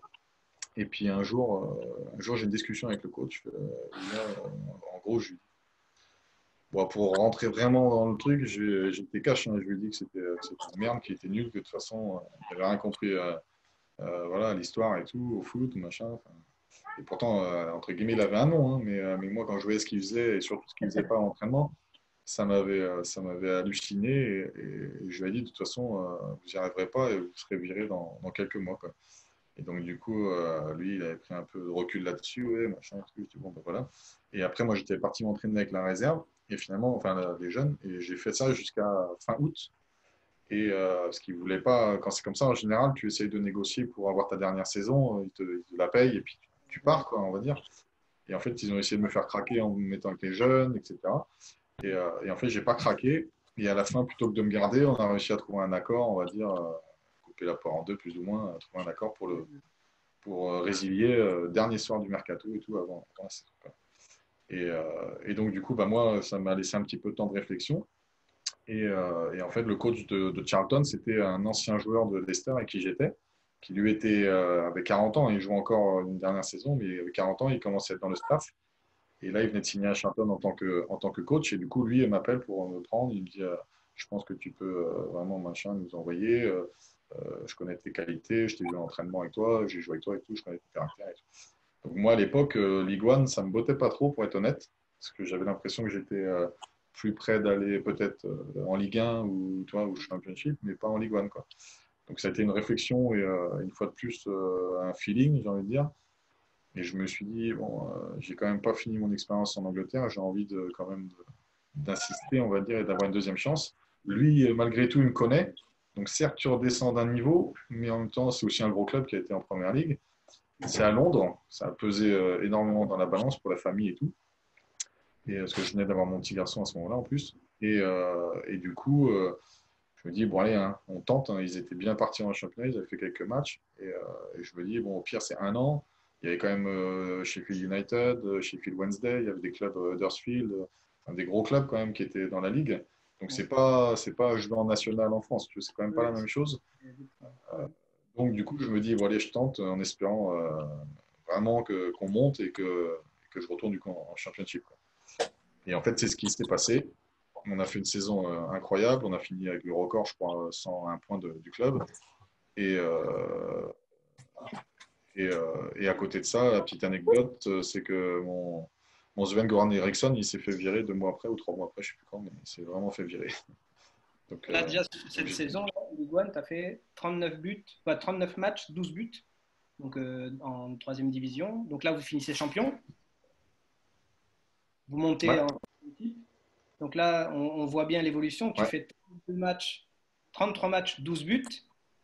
L'année suivante, Ouais. tu fais 24 matchs, 8 buts. Et après, tu pars À Bournemouth. Bournemouth. Et donc là, tu fais 3 années à Bournemouth, donc en Championship aussi. Ouais. Donc là, pareil, 16 matchs, 9 buts. Et puis l'année 2014-2015, là, tu fais une grosse saison avec 42 matchs, 17 buts. Et c'est l'année où vous finissez encore champion, là, par contre. Et là, tu peux raconter. Puis après, je vais mettre une petite vidéo pour que les gens voient quand même. Et là, tu découvres et tu es champion. Et c'est le truc de fou. Là, ouais, bah encore champion. Alors là, c'était un autre titre parce que c'était champion avec le rêve au bout, hein, d'arriver en première ligue. Et après, il n'y a pas d'étage au-dessus. Donc, c'était vraiment le Graal, comme j'ai envie de dire. Mais c'était surtout une année extraordinaire en termes de qualité de jeu. J'ai jamais eu des coéquipiers aussi comment dire, rigoureux, aussi volontaires pour progresser. La plupart, quand moi j'ai signé en janvier à Bournemouth, ils venaient de monter eux en Championship. Ils étaient un petit peu dans le dur. La plupart n'avaient jamais joué en Championship. Et il faut savoir qu'aujourd'hui, en Première Ligue, quand je les regarde jouer, pratiquement à chaque fois, il y a 6 ou 7 titulaires qui jouent avec moi, hein. Ouais, d'accord. Donc, les mecs ont eu une progression extraordinaire. Le coach a fait qu'il a vraiment tiré le meilleur de chacun, une exigence de tous les instants, un entraînement pour tout le monde concerné par le club, que ce soit les adjoints, enfin, vraiment tout le monde était sous pression. Alors, des fois, c'était dur parce que c'était presque trop pour certains. Quand tu te dis que le préparateur physique qui rate un contrôle parce qu'il a une source dans le schéma de passe qu'il devait faire et qui fait une mauvaise passe, pas dans le tempo, alors que lui, il est préparateur physique, il n'est pas footballeur, et qui lui mettait un soin parce que justement, il fallait que tout soit nickel. C'est vrai que là, tu te dis, c'est dur, quoi. Pour lui, quoi, tu te dis, non, le pauvre, lui, il n'est pas là pour ça. Mais malgré tout, toute cette toute cette rigueur qu'il a instaurée au sein du club fait que les joueurs en sont là, que le club en est là aussi et que tout le monde a autant progressé, quoi. Et que notre Yann, saison... Bournemouth, c'est Londres? Non, c'est au sud de Londres, c'est sur la côte. Mais c'est pas très loin, en voiture, c'est 2 heures, quoi. D'accord. Ça reste raisonnable. Quand tu as joué en Ligue 1, parce que nous, on a toujours les vues des stades pleins en Angleterre. Ligue 1, 3e division, ça tournait à combien de spectateurs? Cette année-là, nous, alors un peu comme partout, hein, je ne vais pas te mentir, tu as plus de monde quand tu es premier que quand tu es dernier. Oui, bien sûr. Après, il y a des clubs où il y a vraiment les mecs, derniers ou pas, ils viennent, pas de souci. Mais cette année-là, en étant premier toute l'année, on a fait plusieurs matchs à guichet fermé, je crois que c'était 24 000 ou un truc. Imagine, 3e division, 24 000 personnes. Sur les gros matchs, quoi, contre Sheffield, contre les Sheffield, contre les premiers, tout ça, quoi. Enfin les deuxièmes. Yann, moi, je voudrais te poser une question. Dis-moi. Quelle est la plus grosse différence que tu as ressentie entre le foot à la française, je dirais, et le foot anglais, y compris les méthodes de préparation, hein, c'est-à-dire entraînement, préparation d'avant-match, etc., etc. Dis-nous un peu. Eh ben, écoute, première chose, alors c'est relatif parce que c'est aussi dû aux moyens qui sont mis dans les clubs en Angleterre par rapport à la France. Mais par exemple, le staff qui compose, enfin, les éléments qui composent le staff, vraiment, c'est pas qu'un coach, un adjoint, un préparateur physique. Il y a des mecs qui sont là qui s'occupent de tout ce qui est, par exemple, les cardio qu'on a, tout est répertorié, il y a des analystes, il y a des mecs qui font des vidéos, même d'entraînement et tout, qui décortiquent tout. Ils préparent comment dire, ton truc de protéines pour après les matchs, pour la récup. Il y a 3 ou 4 kinés qui sont à disposition, dont des masseurs qui sont là que pour ça, par exemple, des choses comme ça qui font que ça, je ne l'ai jamais eu en France, quoi. Tu as des fois 2-3 préparateurs physiques, donc tu en as un qui va être spécialisé pour la partie vraiment, j'ai envie de dire, même muscu, par exemple, pour individualiser chaque entraînement de chaque joueur. Et tout ça, pareil, c'était plus compliqué en France. Après, la grosse différence aussi que j'ai vue, et c'est le résultat aussi de ça, je pense, c'est en fait, quand tu joues en Championship, notamment, tu as 46 matchs dans la saison. Donc, ça veut dire que tu joues beaucoup en semaine, le samedi, le mardi. Moi, ça m'est arrivé des fois de jouer 3-4 semaines d'affilée en jouant samedi, mardi. Et le 11 de départ, il n'avait pas changé, hein. D'accord. Il n'avait pas changé. Les stades de course de mes joueurs, alors notamment à Bournemouth, où c'est vraiment très haut, tu avais les milieux de terrain qui couraient en moyenne entre 12 et 14. Les ailiers, pareil, ils faisaient pratiquement tous entre 11,5 et 13, hein, ou 12,5. Même les défenseurs centraux, ils faisaient tous tout le temps plus de 10, voire 10,5, 11, quoi. Et ça, c'est des choses qu'en France, on a du mal à voir. Et je le vois d'ailleurs, hein, des fois, je me marre sur même des matchs des fois de haut niveau, hein, où ils donnent les stats des joueurs en disant regardez, lui, il a beaucoup couru. Et il monte le 6 qui a couru 11 km, par exemple. Et ça, j'ai envie de dire, ça, c'est un match amical. Moi, quand j'étais à Bournemouth, les milieux, ils ne couraient jamais 10 ou 11, hein, ils faisaient toujours au moins 12. Enfin, c'est des choses, voilà, l'intensité des efforts et tout, c'était impressionnant. Et en France, on le voit toujours, le débat est toujours le même. Quand tu fais un match en semaine, ah ouais, mais les mecs vont être fatigués pour le match du samedi. Et puis, il ne faut surtout pas parler d'un nouveau match la semaine d'après, parce que là, c'est mort, quoi. Là, les mecs vont dire, j'ai pas d'effectif, j'ai pas si. Enfin bon, c'est un peu. Et tes passages entre la France et l'Angleterre, au niveau entraînement, l'investissement, est-ce que c'est pareil pour ce qu'on entend dire qu'en France, on est un peu plus tranquille dans l'investissement en entraînement et en Angleterre, c'est un peu plus. Il faut se la donner déjà à l'entraînement, quoi. Et puis sur l'entraînement, tu es vraiment en condition de match presque, quoi. Est-ce que c'est ça? En fait, moi, comme j'expliquais un petit peu à Manu juste avant, ça revient aussi à ça. C'est-à-dire que moi, je me souviens des années où je prends l'exemple de Bournemouth parce que je trouvais que c'était vraiment le plus significatif et vraiment le top, entre guillemets. Mais moi, à chaque fois que je suis revenu de prépa, enfin de vacances d'été pour la prépa avec Bournemouth, là, putain, mais les joueurs, ils étaient physiquement, ils étaient prêts, quoi. Mais vraiment, quand je te dis prêt, tu faisais un test comme on faisait souvent en prépa, les tests de yo-yo, là. Moi, je terminais, je les regardais finir parce que j'ai jamais été bon à ça. Mais les mecs, premier jour d'entraînement, ils étaient déjà affûtés. Limite, ils auraient pu faire un match derrière presque. Enfin, alors, en plus, c'est marrant parce que les Anglais, ils ont entre guillemets, la réputation où on a souvent entendu parler. Les mecs, limite, ils ont la bedaine un peu à boire des bières et puis être un peu. Alors, ils en boivent, franchement, ça c'est clair qu'ils en boivent, c'est des bons fêtards, il y a pas de souci. Ouais. Mais par contre, moi, j'ai jamais vu des mecs qui étaient toujours affûtés le jour de la reprise pour enchaîner les tests et tout ça, hein, c'était abusé. Ce qui n'est pas forcément le cas en France.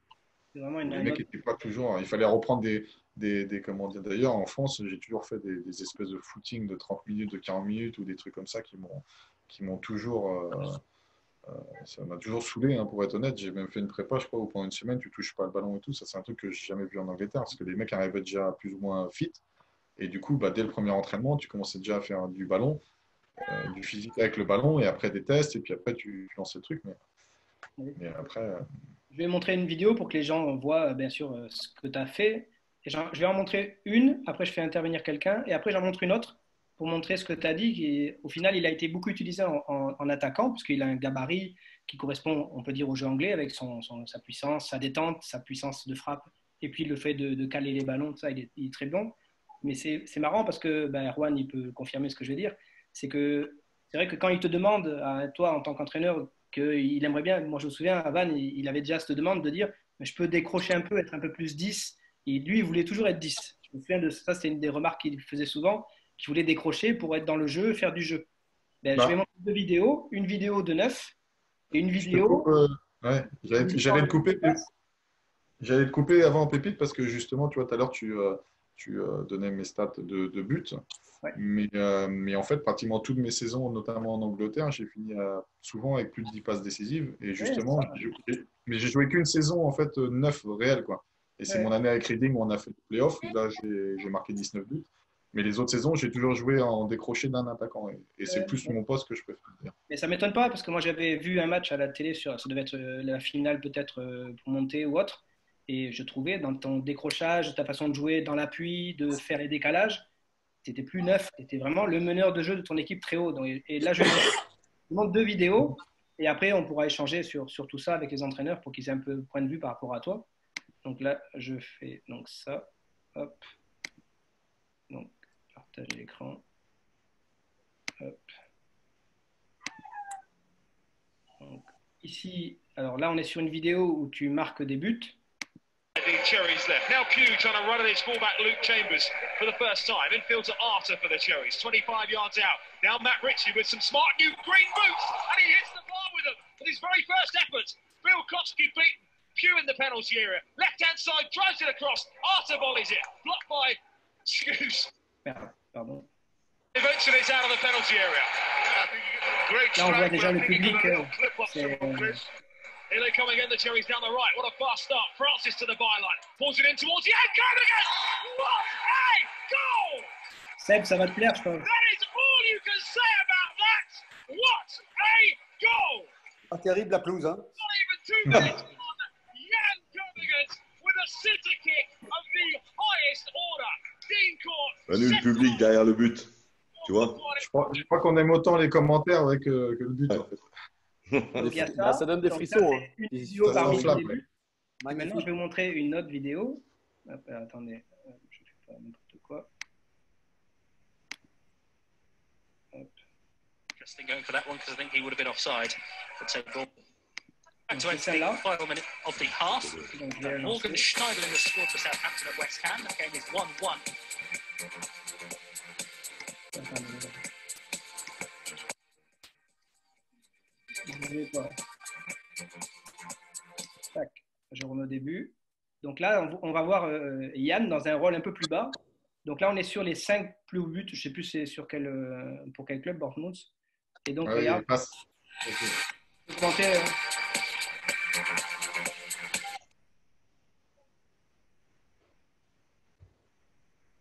voilà.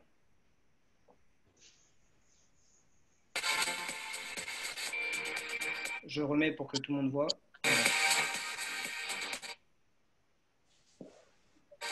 Donc là, c'est Yann qui va recevoir le ballon.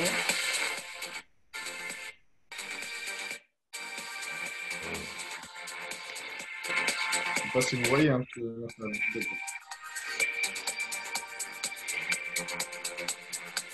Vous voyez le but, les buts ou c'est moi? Non, Tout blanc. Saccadé, tout blanc. du blanc.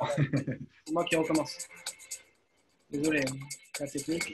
Ça fait tripler déjà, là. Hein.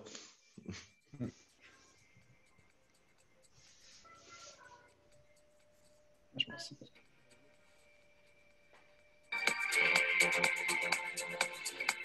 Ne vous inquiétez pas. Hein.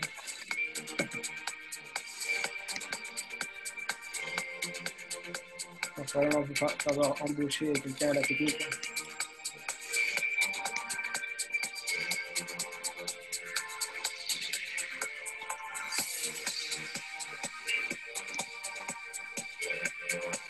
Je pense que c'est le réseau qui doit faire. Ah, c'est le réseau qui bug. T'as raison. Mm. Ça bloque là. Trop de monde, Pépite. Désolé, les gars. C'est la faute au confinement. Hein. T'as trop de monde en live. Mm. Ou alors, mets un but d'Arwan. Il y aura moins de monde.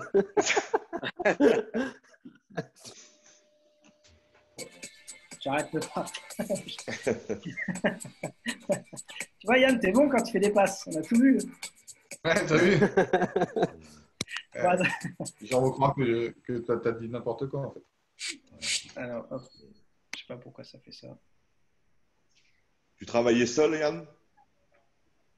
Pardon? Tu travaillais seul ou avec un agent? Sans dire le nom, hein. Sans dire le nom. Non, j'ai eu comment dire, des personnes qui m'ont plus ou moins aidé, on va dire. Mais je peux pas tout dire. Non, mais oh, c'est une question. Parce qu'arrivé à un moment, à un certain niveau, on a besoin. Non, Oui. après, clairement, c'est ne serait-ce que même des fois pour un petit peu penser à autre chose. Ouais, tout à fait. Moi, j'ai eu Ouais. des étés où, franchement, ma tête elle tournait dans tous les sens. Hein. J'arrivais plus que des touches, on en a plein. Après, Ouais, que ce soit c'est concret, clair. c'est autre chose, mais Ouais, ça peut c'est vite tourner. clair. Je vais faire intervenir donc un autre supporter. Donc là, par contre, celui-là, il t'a suivi plutôt en Angleterre. Et donc, c'est pareil, il a une question. Alors, je vois que tu as le sourire déjà. Une Ah question. bah, je sais pas pourquoi, j'ai déjà une petite idée. Hein. Ah bon? Alors, attends, je sais pas si son anglais va être. C'est en anglais? Là, je crois bien. Ouais. Ouais. C'est- Il s'appellerait pas Mishtrek? Non, Franck. C'est la Roy? Alors, tu vas voir. Yes. Franck? Ouais. Yes. Il s'appellerait pas Mishtrek? Non? Vous pouvez poser une question, Mishtrek? Franck? Yes. C'est la Roy? Oh. Euh, Non, c'est Bébert. Yes. C'est Bébert. Allez, monte ta ganache, Bébert. Putain, mais il m'a grillé, Pépite. Je suis bilingue en français, je t'ai dit. Oh, oh, putain. Oh, voilà. Il est là, Rémi. Eh, les gars. Bertrand Lamoureux, donc un ami aussi à Yann Kermorgan, qui l'a suivi depuis très jeune jusqu'à même en Angleterre. Il a suivi pas mal de matchs, il a été les voir. Donc Bébert, Le je te flop. pose des questions ou donne-nous ton avis par rapport à ce que tu as vu quand tu es allé voir des matchs en Angleterre. Oula, qu'est-ce que j'ai vu? J'ai vu pas mal de matchs. Hein. Écoute, ben moi, les matchs qui m'ont marqué, c'est déjà la finale qu'il a joué à Wembley. Hein, c'était avec Reading, mais il en parlera après, je pense. Pourquoi? Parce qu'il avait invité toute la bande de potes, hein, sa bande de potes qu'il a gardée depuis toujours. Ouais. J'ai eu la chance de faire partie de cette bande et c'est vraiment top. Et c'est vraiment le souvenir majeur, en fait. Ouais. Le souvenir majeur que j'ai. Yann, On était allé à Bournemouth aussi. J'étais allé voir 2-3 matchs à Bournemouth, je crois. Ouais. Et au niveau de la qualité du jeu, franchement, c'était le top. Top. Ouais, Yann, c'est tes meilleurs souvenirs? C'est quoi tes meilleurs souvenirs pour toi? Mes meilleurs souvenirs, bon, j'en ai plein, mais forcément les deux titres de champion, les deux montées avec Charlton et Bournemouth. D'autant plus qu'il y a un truc quand même extraordinaire en Angleterre, c'est qu'il y a plus ou moins une tradition, c'est que quand tu montes, en général, tu vas fêter la montée avec toute l'équipe, le staff, machin, à Las Vegas pendant quelques jours. Et du coup, là, c'est kermesse totale. Et puis, comme en plus tu viens de monter, tout le monde est dans une euphorie, tu es sur un nuage et tout, donc c'est vraiment une fin de saison qui est particulière, on va dire, qui est top, quoi. Donc ça, c'est des souvenirs mémorables.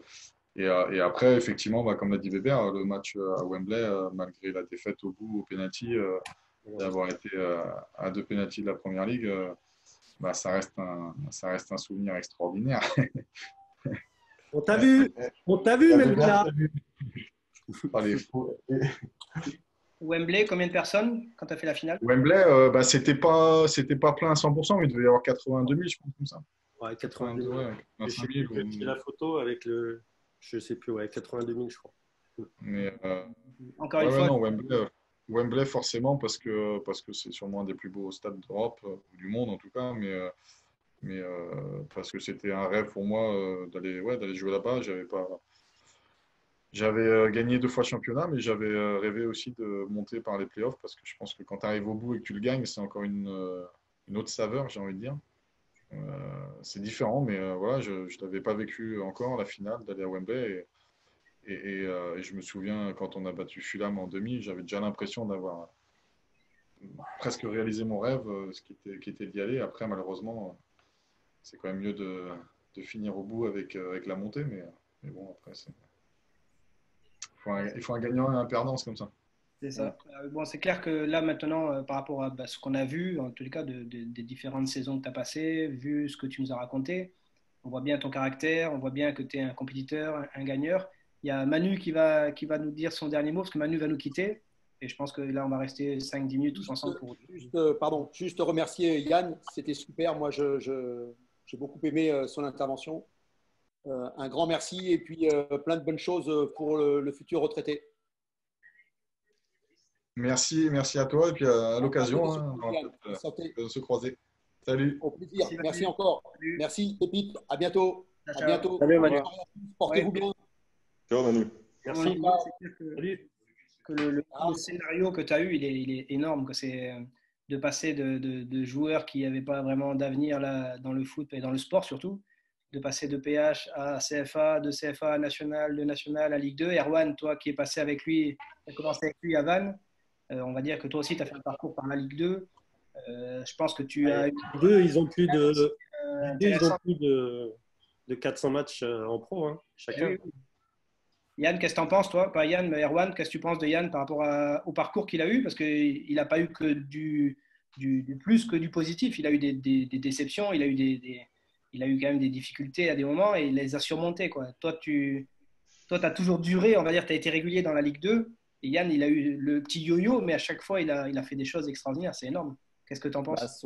Son caractère fait que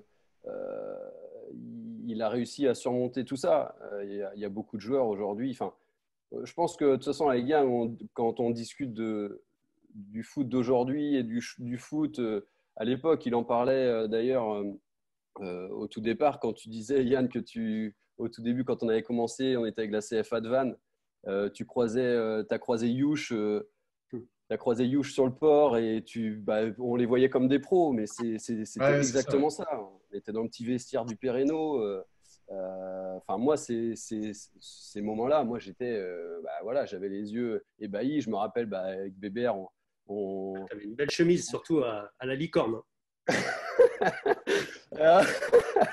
La sacoche banane. Pas de la licorne.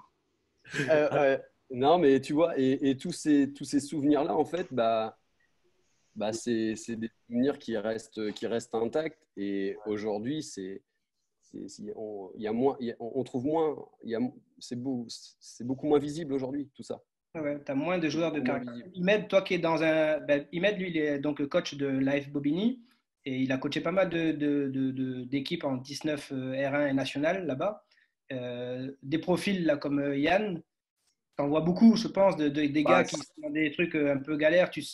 Ils ont un potentiel, mais parmi eux, certains n'y arriveront jamais parce qu'ils n'ont peut-être pas le caractère à rebondir ou ils sont trop ambitieux de suite. Tu vois ce que je veux dire? Qu'est-ce que tu en penses? En fait, on va dire des parcours atypiques comme ça, t'en as quelques-uns dans le foot. Et je donnais l'exemple d'un garçon comme Youssouf Fofana qui est actuellement à Monaco, mais qui n'a jamais fait de centre de formation, par exemple. Moi, et je rejoins Erwan, ce qu'il disait un instant, c'est qu'aujourd'hui, quand vous rentrez dans un vestiaire de N2, à l'époque, je pense que l'époque de Yann, quand tu rentres comme ça dans un vestiaire et que tu vois des messieurs qui sont là et qui sont là depuis un certain moment, tu vas prendre ta place, mais tu te fais petit. Alors que maintenant, quand tu rentres dans un vestiaire de N2 ou de National, tu as l'impression que les mecs n'ont rien fait et c'est des vedettes, quoi, les mecs, tu vois. Donc, dans la mentalité, dans le truc, on n'arrive plus à trouver ce genre de garçons qui sont là pour le club, pour l'amour du foot, mais plus qui entourent le football, en fait. Tu vois. Toi, tu dis que les jeunes qui arrivent, en fait, ils n'arrivent pas avec une vision de eux, ils travaillent là, ils arrivent déjà croyant déjà. C'est pas pareil. C'est pas pareil. Il y a une chose. Au jour d'aujourd'hui, sur un joueur de N2, avant que tu puisses lui parler de projet, et d'ailleurs, c'est une des questions que je voudrais poser à Yann après, c'est avant que tu lui parles du projet sportif, il va déjà te parler du contrat fédéral et de combien il va toucher déjà. Donc, c'est alors qu'à nous, enfin, il y a 10, 20 ans en arrière, c'est déjà quand tu étais dans un groupe de l'équipe première, tu étais déjà hyper heureux, quoi. Tu vois, tu t'attendais juste de jouer, juste de rentrer en jeu. Tu vois. Alors qu'aujourd'hui, un garçon de 18 ans, 19 ans, il va te demander déjà combien il va toucher avant de jouer. Je vais même plus loin, Imed. Je vais même plus loin parce que quand je relève les mots de Yann au tout début, quand il disait je voyais Youch ou je ne sais plus quoi, un ancien. Aujourd'hui, les jeunes de maintenant, il n'y a aucune connaissance du football. C'est ça. Ouais, c'est ça. Des joueurs qui sont passés dans les clubs, des anciens.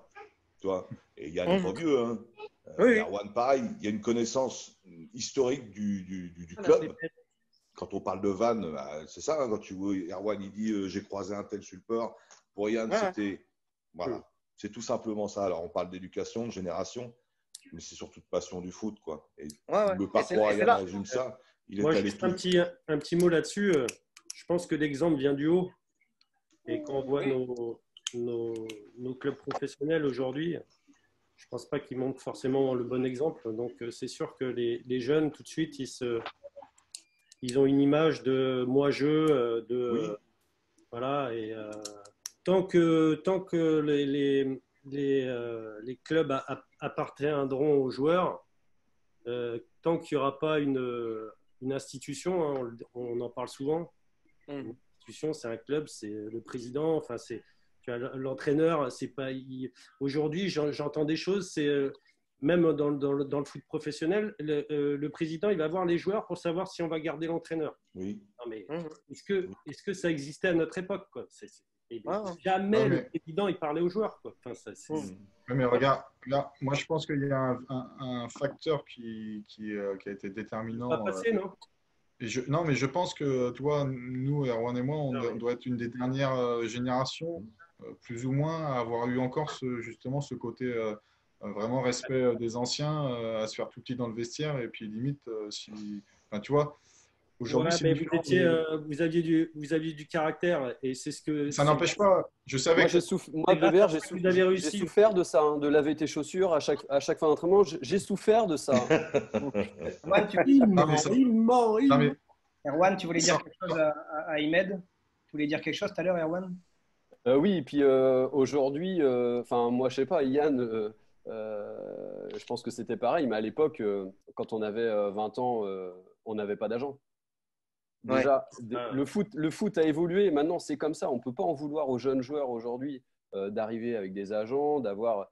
les mentalités ont évolué et c'est le système qui est comme ça. Donc, là, le système, Erwan, il va être… Il y a des agents à Paris à 11 ans. C'est là où je voulais en venir.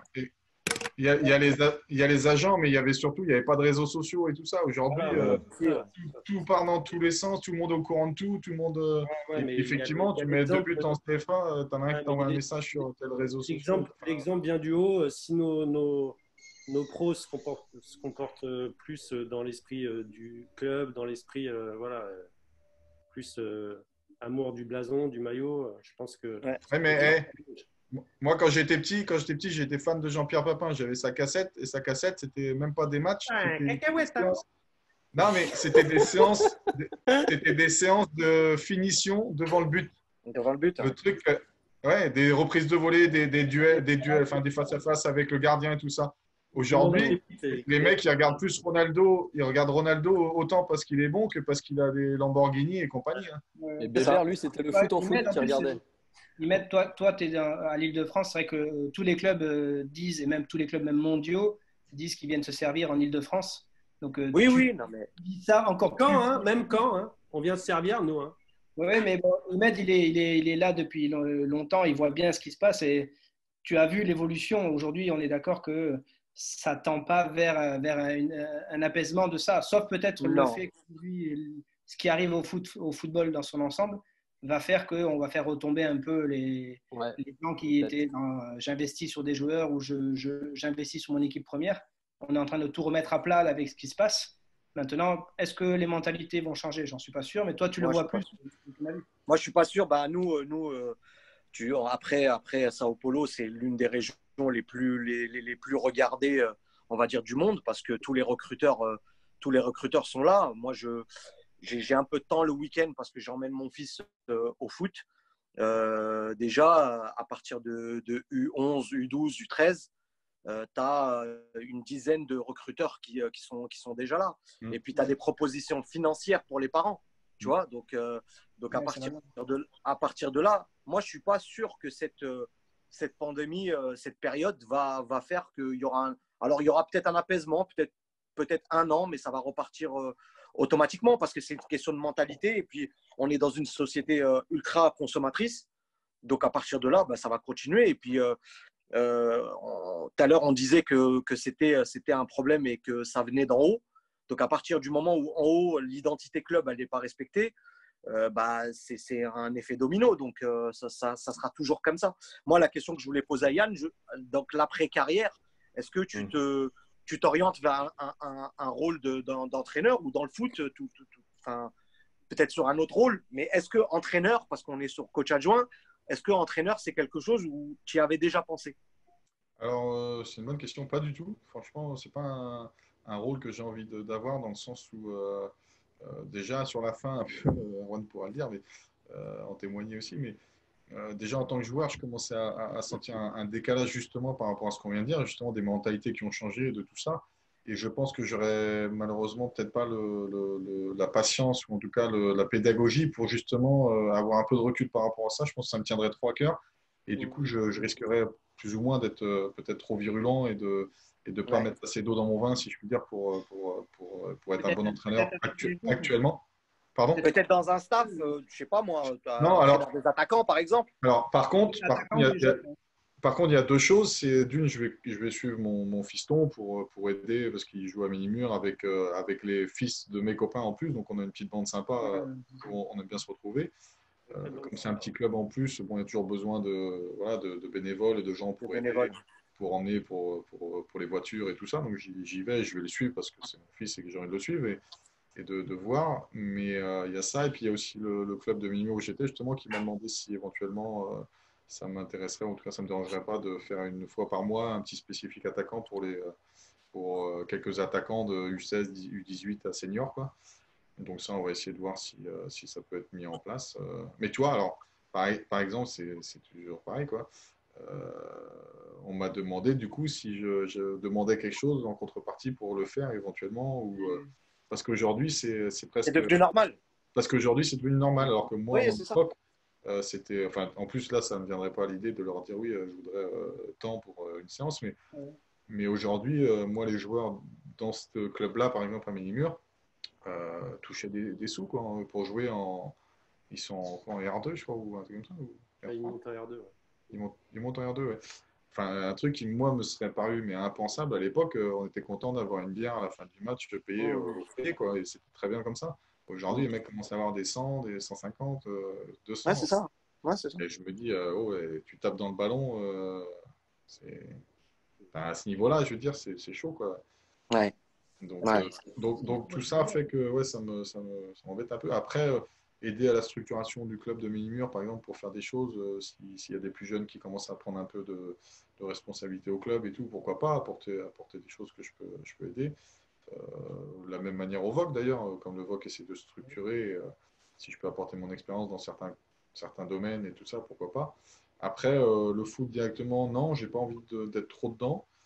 Il y a un truc qui aurait pu m'intéresser, et on me l'avait proposé en plus, que là aurait pu être vraiment bien, c'était être un peu scout pour les clubs anglais avec lesquels j'ai joué, avec qui j'ai gardé des très bons contacts et qui me l'avaient plus ou moins proposé. Et moi aussi, je leur avais dit effectivement que le marché français en Bretagne, il y avait plein de clubs, etc. Ça peut être intéressant pour eux. Mais le problème du scout, c'est tout ce que je veux plus aujourd'hui. Tu n'es pas là le week-end, tu es sur les terrains, etc. Donc, C'est ça. Ouais, c'est ça. pour l'instant, non. Après, je ne dis pas à un moment donné si les enfants ont grandi, etc. Pourquoi pas, que j'ai toujours des contacts et que ça peut toujours les intéresser. J'aurai toujours le même regard du foot aussi. Alors, je ne parle pas dans 30 ans, mais en tout cas dans les prochaines années. Donc, à voir. Mais pour l'instant, non, je préfère voilà, me consacrer à notre nouvelle vie. De profiter Ouais, de la famille. profiter aussi, ouais, voilà, parce que je suis quand même parti 15 ans de chez moi depuis Châtellerault, ça fait 15 ans. Ça fait 15 ans. Donc voilà, 15 ans, les papiers mamies ils grandissent, ils vieillissent. Et puis voilà, après on a les enfants et tout, donc on a envie de profiter un petit peu des choses simples de la vie, de voir ses parents et puis tout ça, quoi. Ouais. En tous les gars, juste pour finir un peu Ouais, manger, ouais. Donc demain, Mange dans ton frigo derrière, non? Demain, il y a Denis Troche qui sera l'invité. Donc, il va aborder justement un sujet sur ça, sur le côté que toi, Yann ou Erwan, vous avez vécu, ce côté, est-ce que chez les jeunes, on doit prendre en compte ce côté maîtrise de soi, maîtrise de la pression? Est-ce que c'est un élément qu'on doit prendre en compte? Est-ce qu'on peut le travailler? Et est-ce que c'est inné ou est-ce qu'on doit le travailler?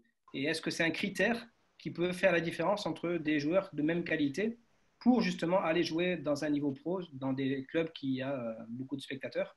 Est-ce que c'est un critère qui peut jouer? Donc, Denis Troche, demain, sera là pour en parler. Donc, ça, c'est pour demain, pour prévoir le rendez-vous. Pépite, la première chose, c'est ton entourage. Si déjà tes potes, ils arrêtent de te dire que tu es le meilleur parce que tu as mis un but à l'entraînement ou parce que tu as fait ci ou tu as fait ça, et qui t'enflamment, et voilà, et que si en plus derrière tes parents ils sont pas trop concernés, bah là, tu te prends pour un autre. Si après, déjà, tu arrives à gérer ça, c'est déjà plus facile.